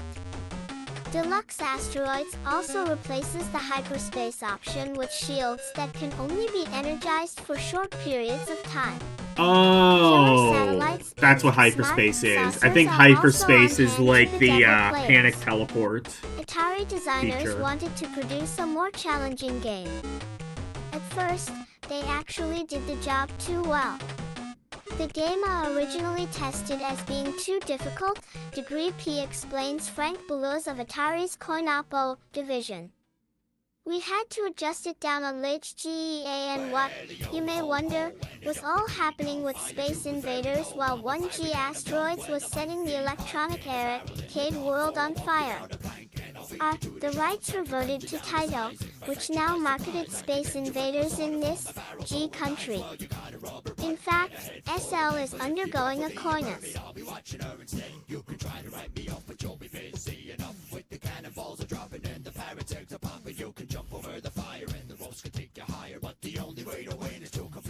Resurgence right at the moment Space Invaders is the first post-punk video game to attain legendary status in the nation's electronic fun palaces. It's likely that every sizable arcade will always have SL or one of its descendants like Galician, much as arcades of an earlier era always included a baseball machine and an automated gypsy fortune teller. So the question remains, can Asteroids conquer Space Invaders and replace it as the leading electronic game? A New York City arcade operator provides what may well be the best answer. They peacefully coexist, he explains. I've got plenty of room for both. Yeah. But it's funny. People who have Space Invaders at home still occasionally like to play it here. People love asteroids, but they also love shooting up those aliens. Let's call the battle between asteroids and Space Invaders a draw. Both of them are that is the winners most in predictable any conclusion book. you could have possibly Plus come to. asterisk. It's kind of interesting though, like, you kind of like see like this sort of like love-hate relationship between like arcade and home divisions. Meanwhile, I don't think the arcade owners actually saw it that way. Like, I think most arcade owners kind of saw like home games sort of complementing arcade games. It's like, especially around this time, it was sort of like, you know, I mean, you can play Space Invaders at home, but if you want the actual arcade experience, you go to an arcade. And yeah, like the graphics, the sound, it was all better in arcade. At least for a while, that was kind of what kept arcades in business. Is that consoles were generally a lot weaker technically. What's this bit at the bottom? Sizes, adults SMLXL. Children's 10 to 14. Oh, those are the 14 to 16. Colors, Space Invaders Royal Blue, Oh, Asteroids Red they're still Missile. advertising the fucking Space Invaders shirts. Oh my god.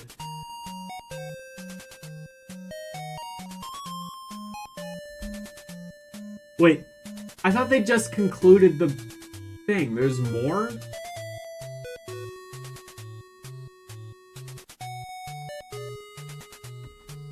And graphics for thrills astonished those who thought Pong defined the video game universe. Finally, players had an electronic game that went beyond the old ball and patty configuration. Oh. Sensing the desire of American arcaders... Okay, never mind.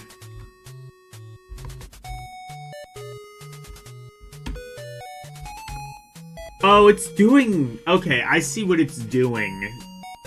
Like, this is a 2-page spread, but also it's doing these 2 pages together. That's...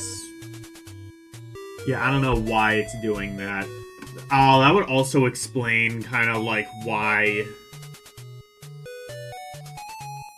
some of the, yeah, some of the pages are a little bit off. Some of the page numbers are a little bit off anyway. In Frank Laney Jr. GI Pound 00, of the most exciting aspects of electronic arcading is the number of new games constantly heading to market. It may be hard to believe, but as great as electronic games are today, even more fascinating ones are waiting just around the corner to dazzle and delight us.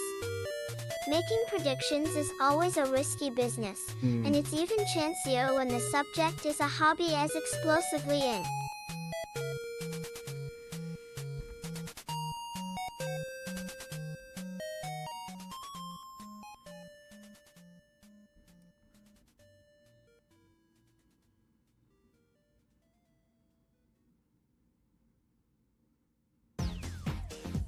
Innovative as electronic gaming.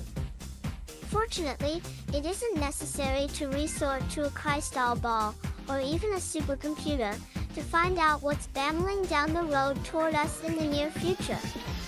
Thanks to the existence of industry trade shows, it's possible to get an advance peek at upcoming video games, standalone devices, and computer software without bringing out the Ouija board.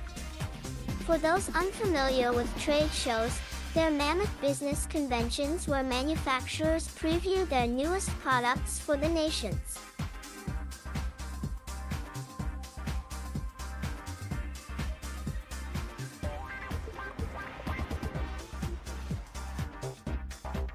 Orton shopkeepers.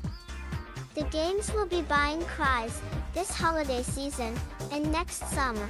Tamara grabbed center stage at Chica Road Go Consumer Electronics Show, CES, held last summer. Just try ordinary consumers can't get past that front gate, but fortunately, Electronic Games was there to get the lowdown. Is that the 2700? There are numerous video of I think it games is. just reaching the stores for gift. Holiday giving, the flood of new titles will slow. Scan equals EL equals S.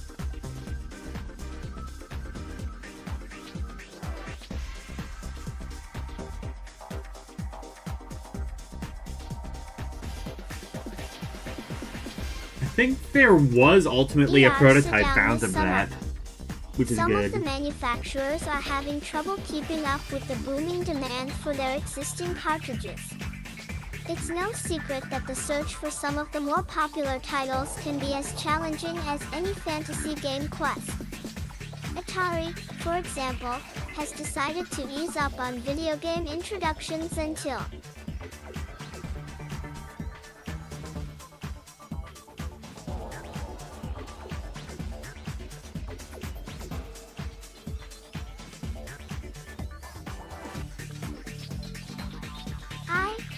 they can make enough copies of their new super hits, Missile Command, X, Warlords, and Asteroids, to satisfy the America's legions of VCS owners. Which is not to say that the Sunday Vale, CA, giant is going to sit on its corporate hands. Atari used the Consumer ASE Electronics Show to premiere its remote until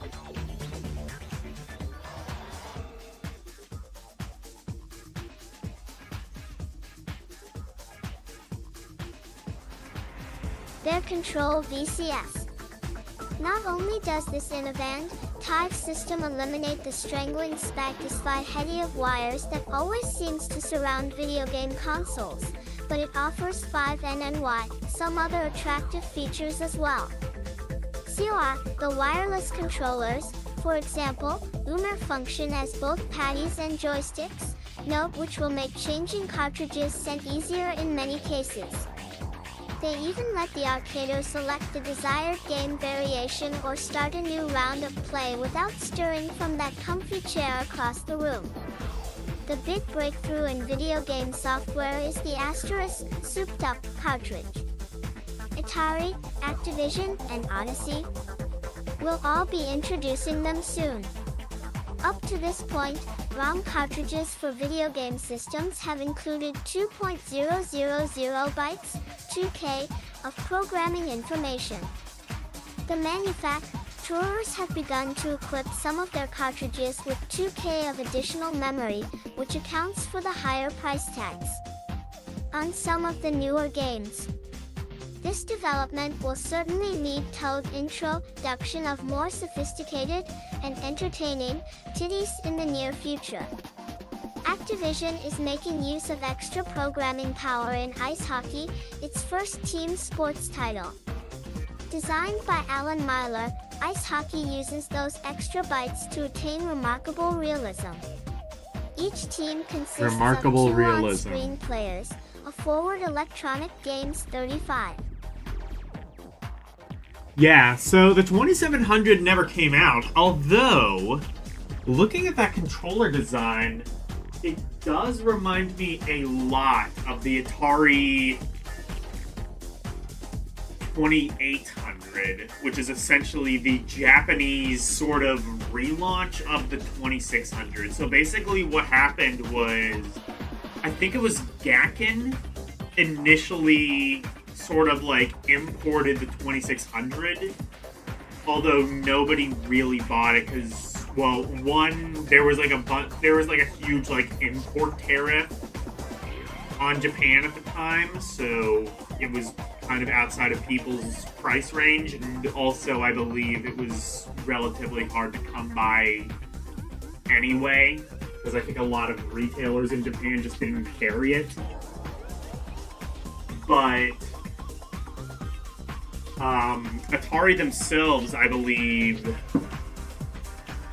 Actually, no, I guess that's not true about the tariffs, because if that was the case, Atari themselves would have to pony up the cash, and I mean, their relaunch failed, but I'm pretty sure it was for a totally different reason. But yeah, they released the 2800, and that had a kind of similar like joystick paddle combination sort of thing. I think ultimately what ended up happening was it was just kind of hopelessly out of date, because it came out in, I want to say it ultimately came out in 83 in Japan. And it was basically just like, look, we have a whole bunch of unsold 2600s. We gotta do something to like get rid of some of this stock, and it didn't ultimately pan out.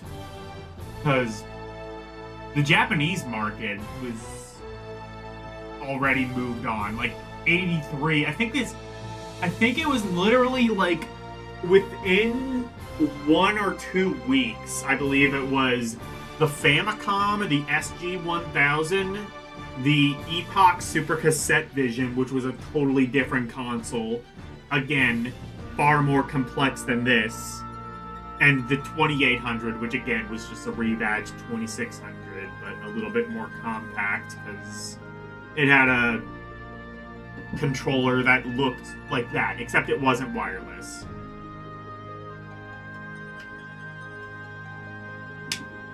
I do believe ultimately there was a prototype released of the 2700. I don't believe it's functional though.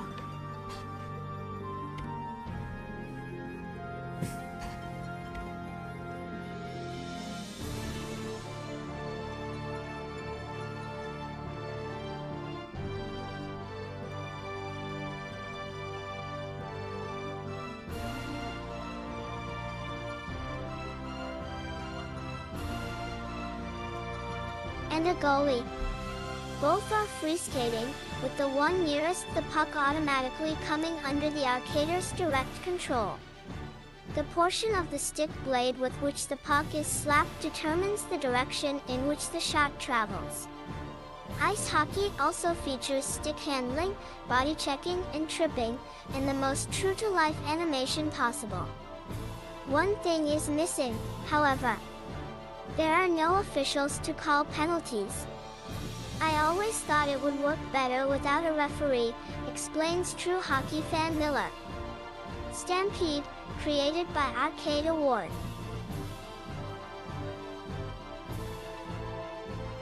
Stampede, I forget what Stampede was.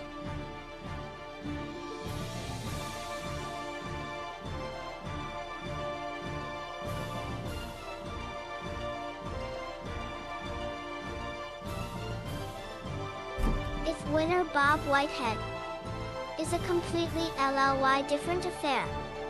It's a BT like the popular and fishing derby turned on its side if players direct two video Oh, that one. UHCES rides up and down the range located or LS.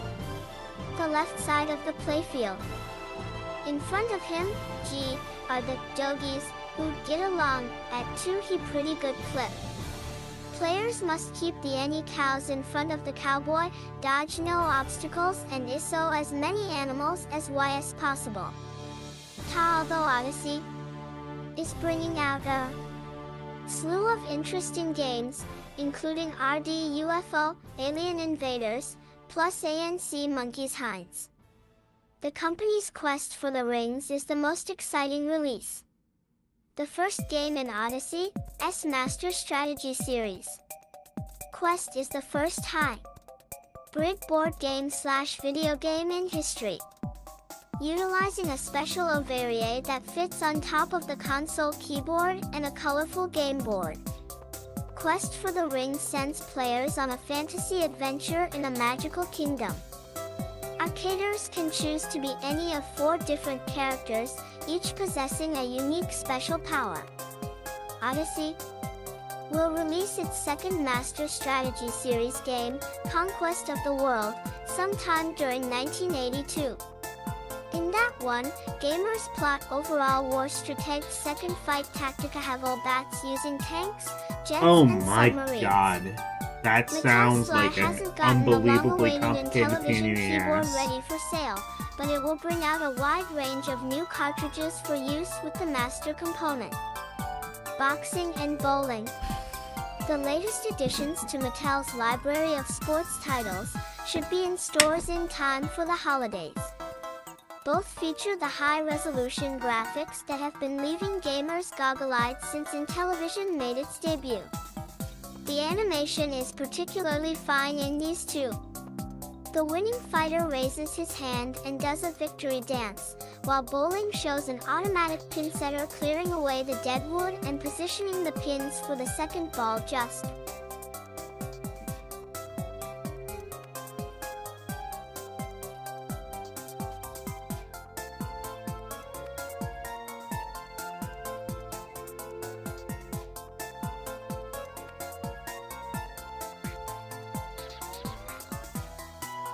RSOLY like in a real alley.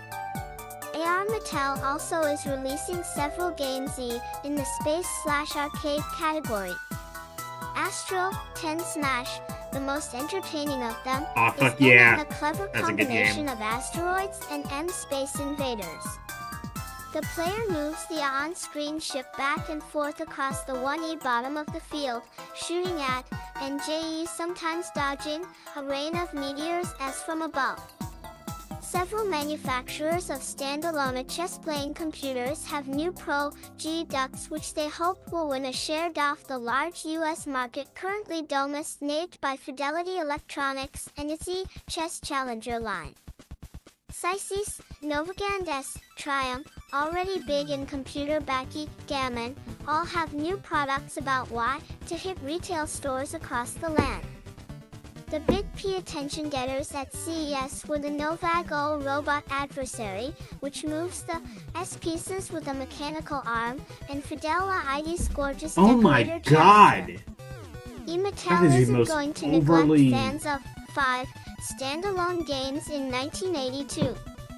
Besides new World Championship Fruit Ballon-based ball handheld units, the manufacturer is also unleashing a pair of electronically enhanced board games, Dungeons and Three Dragons and Dallas, GQD&D is, of course, based on the fantasy role-playing game that has become quite a craze in the last year or so.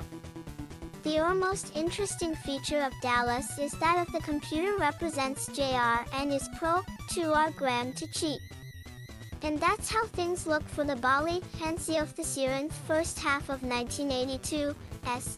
Predictions for further in the future would only be an exercise in futility, cause there are now hundreds of designers working on electronic games for pubs location within the next 12 to 18 months. It's entirely likely that a youngster has over a computer in the family garage is putting the final polish on a new electronic game that will top even the wonderful ones already poised to astound our catters in the year to come. Asterisk. Was there an arcade Dallas game, or what the hell was they talking about? I don't know, but whatever that is, that sounds sick. Speaking of sick, Parent's Guide to programmable video games. Oh my god.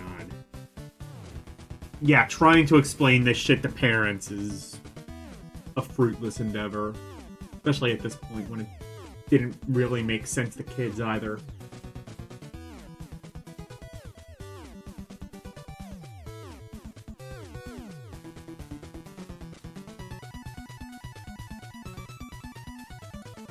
With Pong, I started in a garage late in the 1960s.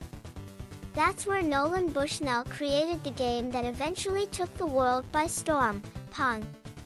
While many hands contributed to the creation of the electronic gaming. Yeah, okay.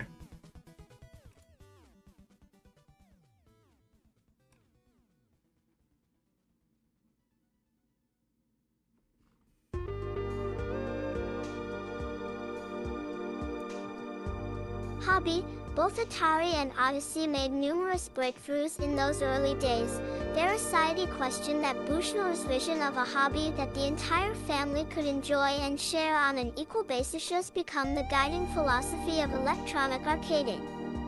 Video games, especially the Slash and Tour.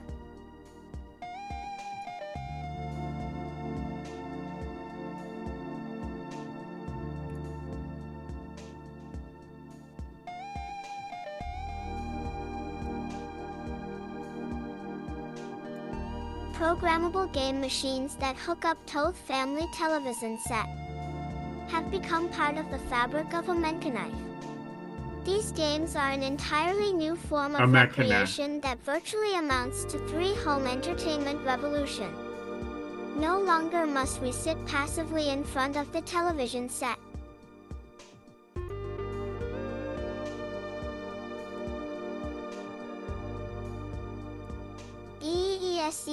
Minds watching others have exciting live adventures.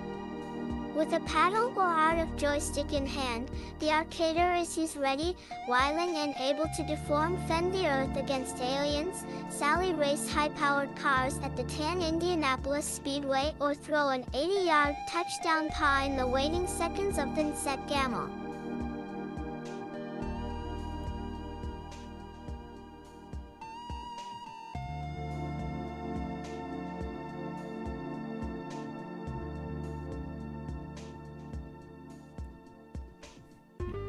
The Arcade Awards video magazine established the Arcade Awards, Arkies, for sure, 1-0 recognize outstanding achievements in the field of electronic gaming.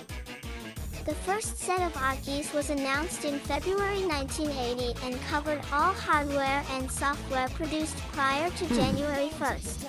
I might have to check out that magazine. What is it called? The 1981 edition of the awards reflects accomplishments during the 12 months of the preceding year, a practice that will continue in the future.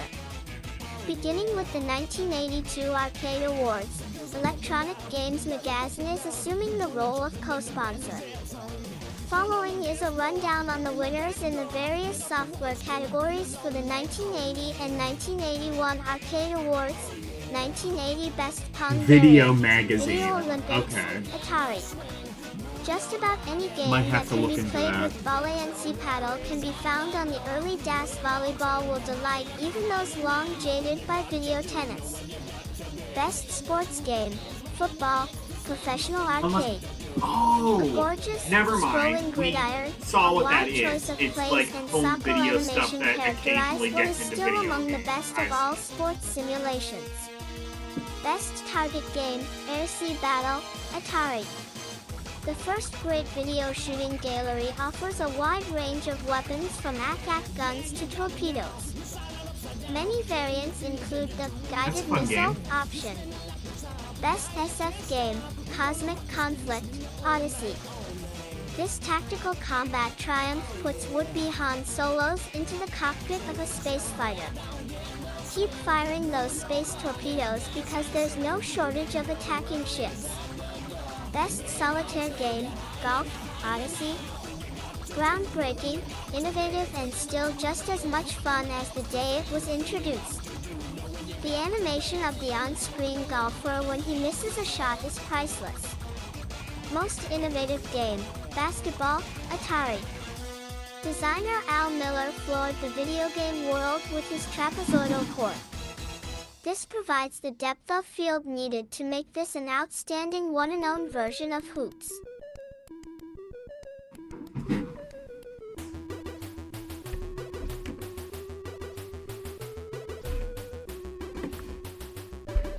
Okay. I thought golf was just... I thought it was just the same thing as the Activision one, but it might not be?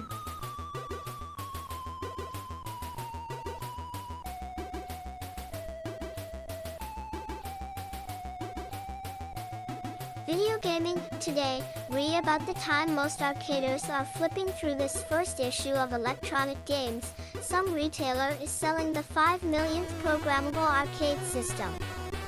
Since more than 2/3 of BI. Hello, Prime.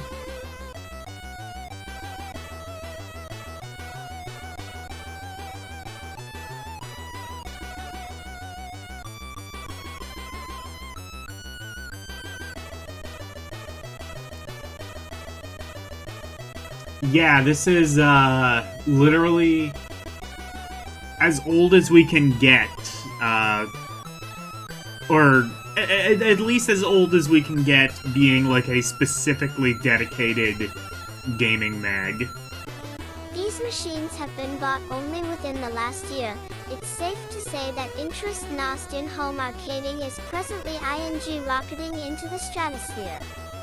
LEC, since the prime attraction has always been programmability. It should come as no surprise that sales of the cartridges are rising even faster. More than 15.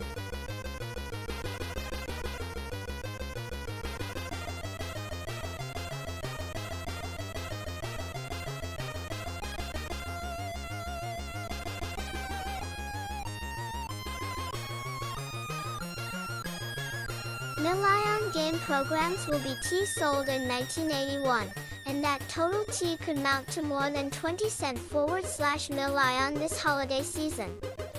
Perhaps the most exciting thing about programmable video gaming today is that there's no end to growth or technological progress in sight.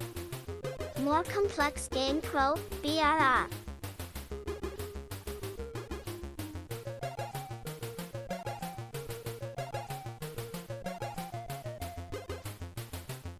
Oh wait, no, that's the... Million game programs will be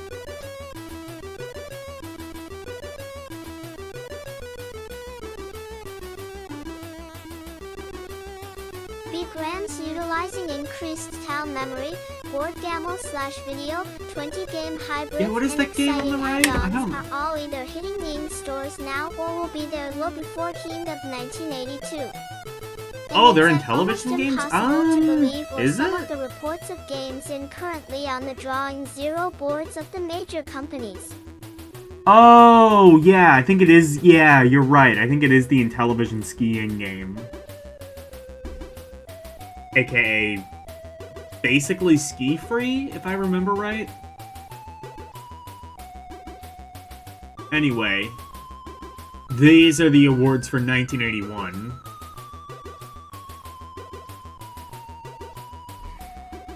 Bureaucratic UFRA Kumor RT Tiers L117 Senior SMURS Cat in SRRADYLN I 1981 Game of the Year Superman Atari. Oh, Up and no. far and away the most important release of 1980.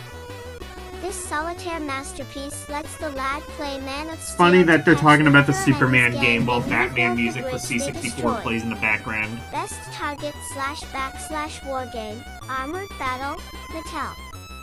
This has the same relationship to the typical video Intellivision game always had battle big as blocky the Concorde does to a box Yeah, type. true.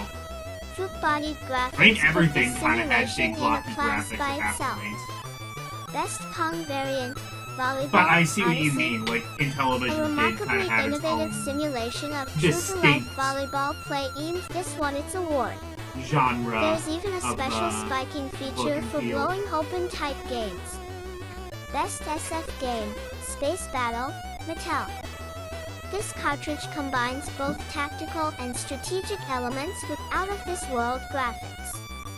Out The of this alien world. ships dip, dodge, and fire right back. Best audio-visual effects, Fishing Derby, Activision. Designer Dave Crane has no peer when it comes to designing games with top-flight animation, and this is certainly one of the most successful efforts. Best Solitaire Game, Skiing, Activision. Featherlight joystick control, superb graphics, Well, you were and right. decent sound effects combined to create a game so realistic that some players have suffered wind bomb on the electronic slopes. Best sports game, NASL Soccer, Mattel. A scrolling playfield. Aw, and the man, ability finally, to we can pass play to soccer with off-screen American men give Sign arcaders Language. the chance to coach 10-man squads in what many believe is the crowning jewel of Mattel's sports game line. Best innovative game, Adventure, Atari. Fantasy gaming made its video game debut with this type. 3 levels of difficulty provide a challenge for even the best gamers and a good time for anyone with heroic impulses. Note, arcade You have awards heroic, were also given impulses? for the best coin-op electronic games. Space Invaders won in 1980 and, yes see, Asteroids took the prize in 1981 asterisk.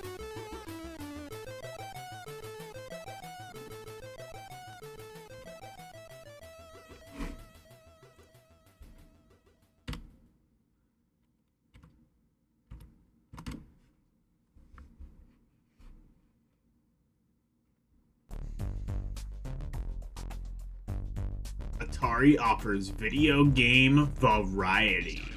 Real video game variety.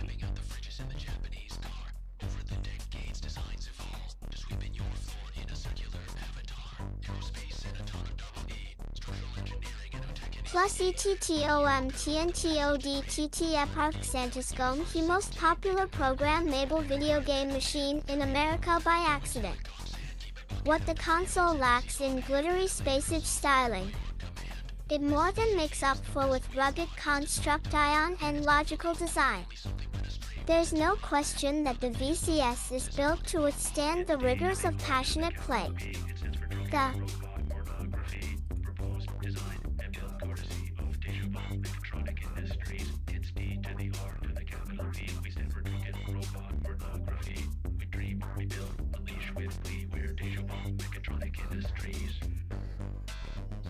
heavy-duty plastic case easily takes the bangs and bashes of younger arcaders, and some frustrated older ones, too. All functions are controlled by 2-position slide switches conveniently located on a front-facing panel on either side of the cartridge side. The console's rear face provides connections for 2 joysticks or 4 padda, and changing from one type of controller to another takes a matter of seconds. Atari also offers a keypad for use with some games, and a special variation of its standard paddle that comes packed with the Indy 500 car, Triage. Atari captured the Imagina E tie-in of arcaders with the large plus number of cartridges it makes and available for the system.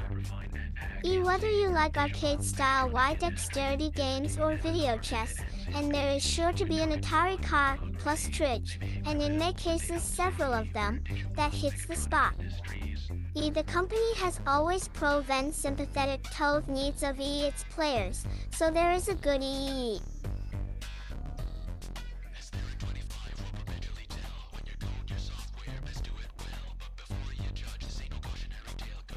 selection of solitaire games as well as head-to-head contests. The Sunnyvale, California, giant also tries to provide a lot of flexibility within each cartridge. Some titles include well over 100 game variations. No one loves them all, of course, but the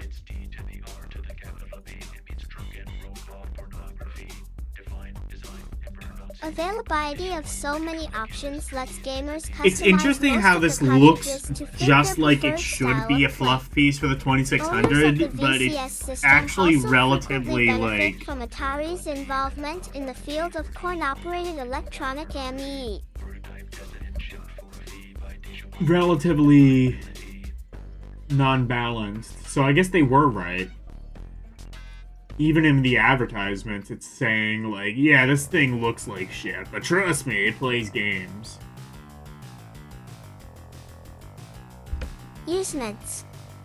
Often, titles that establish credentials in the commercial arcades will subsequently be made available in home versions.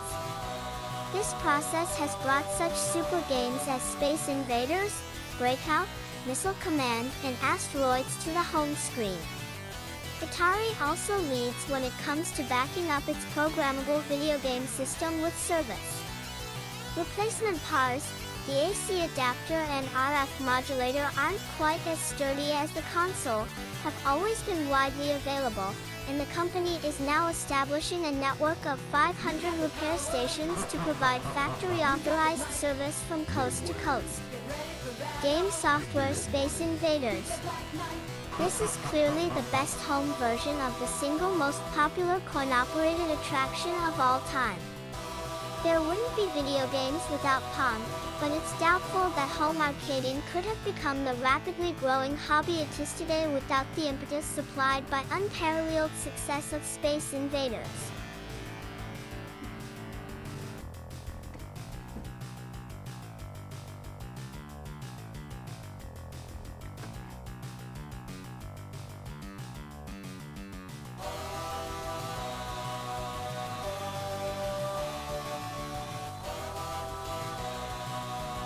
Did I read this bit or?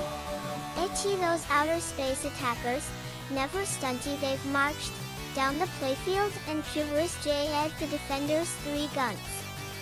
The Atari cartridge lets expert SIS players test their skill against. Oh man, look at this one. You can literally see the overscan, or not overscan, the Although Space Invaders makes the mismatch an ideal solitaire game for with the one of those rainy frame rate, Saturday whatever. afternoons, it can also be played by 2 arcaders alternating rounds. /3 Superman. As the Man of Steel, the gamer must capture Luthor and his 4 henchmen, cart them off to the Metropolis jail, one by one, and rebuild the city's bridge in the shortest possible time. The on-screen hero has super strength, the power of flight and supervision to make the mission easier, but look out for thick kryptonite bombs. They can rob Superman of his special powers, which, in this game at 3 least, only touching Lois Lane can restore. This solitaire game requires a good memory, sharp planning, and some hand-eye coordination to play successfully. Although Superman is a race against the clock, blinding reflexes aren't nearly as input.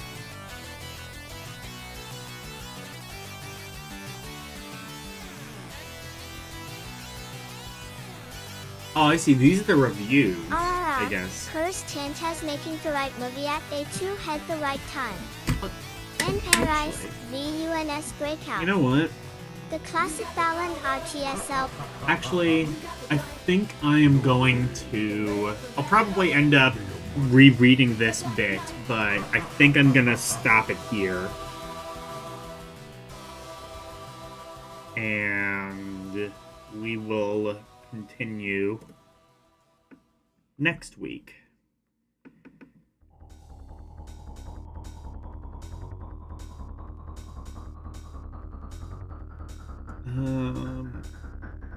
Horror's Night or...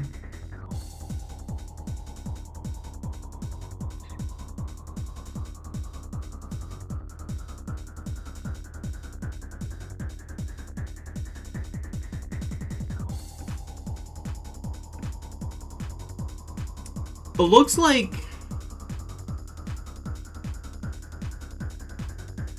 you're starting in 25 seconds. Okay.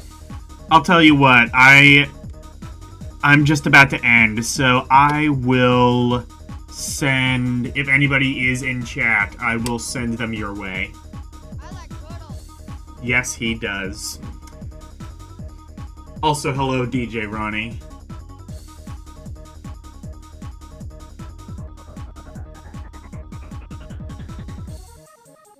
Yeah, I saw you were, like...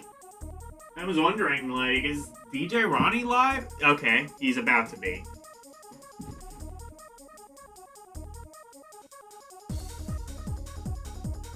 Anyway. So, go raid Ronnie. He's gonna be doing something cool, I'm sure.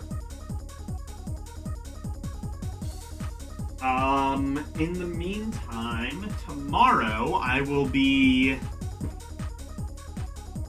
playing Golden Sun as a one-off stream. I always heard the game was good as a result of just, sort of hearsay. Let's put that to the test. Saturday, I will not be here. I will instead be on Dyer's channel, where I will be talking about music. So if that sounds interesting, check out Dyer. We're not rating him tonight, but I will post his link. Definitely check that out. Sunday, I'm done finally with Castlevania Harmony of Dissonance. And on Sunday, I will be starting Advance Wars for the Game Boy Advance. I played that on a one-off. I wanted to play more of it, so I will be doing that on Sunday. Monday, I will be playing more Game Boy Advance games. Game Boy Advance games beginning with the letter J. So, come jump in. Tuesday, Lunar, the Silver Star story complete. And on Thursday, more Electronic Games Magazine from winter of 1981. So, thank you guys so very much for watching. Always super appreciated. Special thank you to my members, Arus218, DJ Ronnie G, and LCX. And thank you to everybody for watching me tonight. Thank you, Arus218, Daniel Barry Sports Highlights, DJ Ronnie G, Karumim Good Gamer, Jeremiah Thomas, Kayla Boo, Prime One, Renee W, Sir Jacob, and Verducci Man. Thank you guys so very much for watching. Good night. And thank you for going to my TED Talk. Bye, everyone. It's the outro, and here's the outro freeze. Freddy Freak of Intimidation, sweeping the nation, doing his things our way. If you wanna see more of me, become a member. Watch some movies on LDM Cinema, play some games on Rum Roulette and Request. to be part of the community. Join the Discord, talking about games, music, round requests, and more. Join now. That's all of the plugs that I've made. Thank you all for watching. Now let's raid!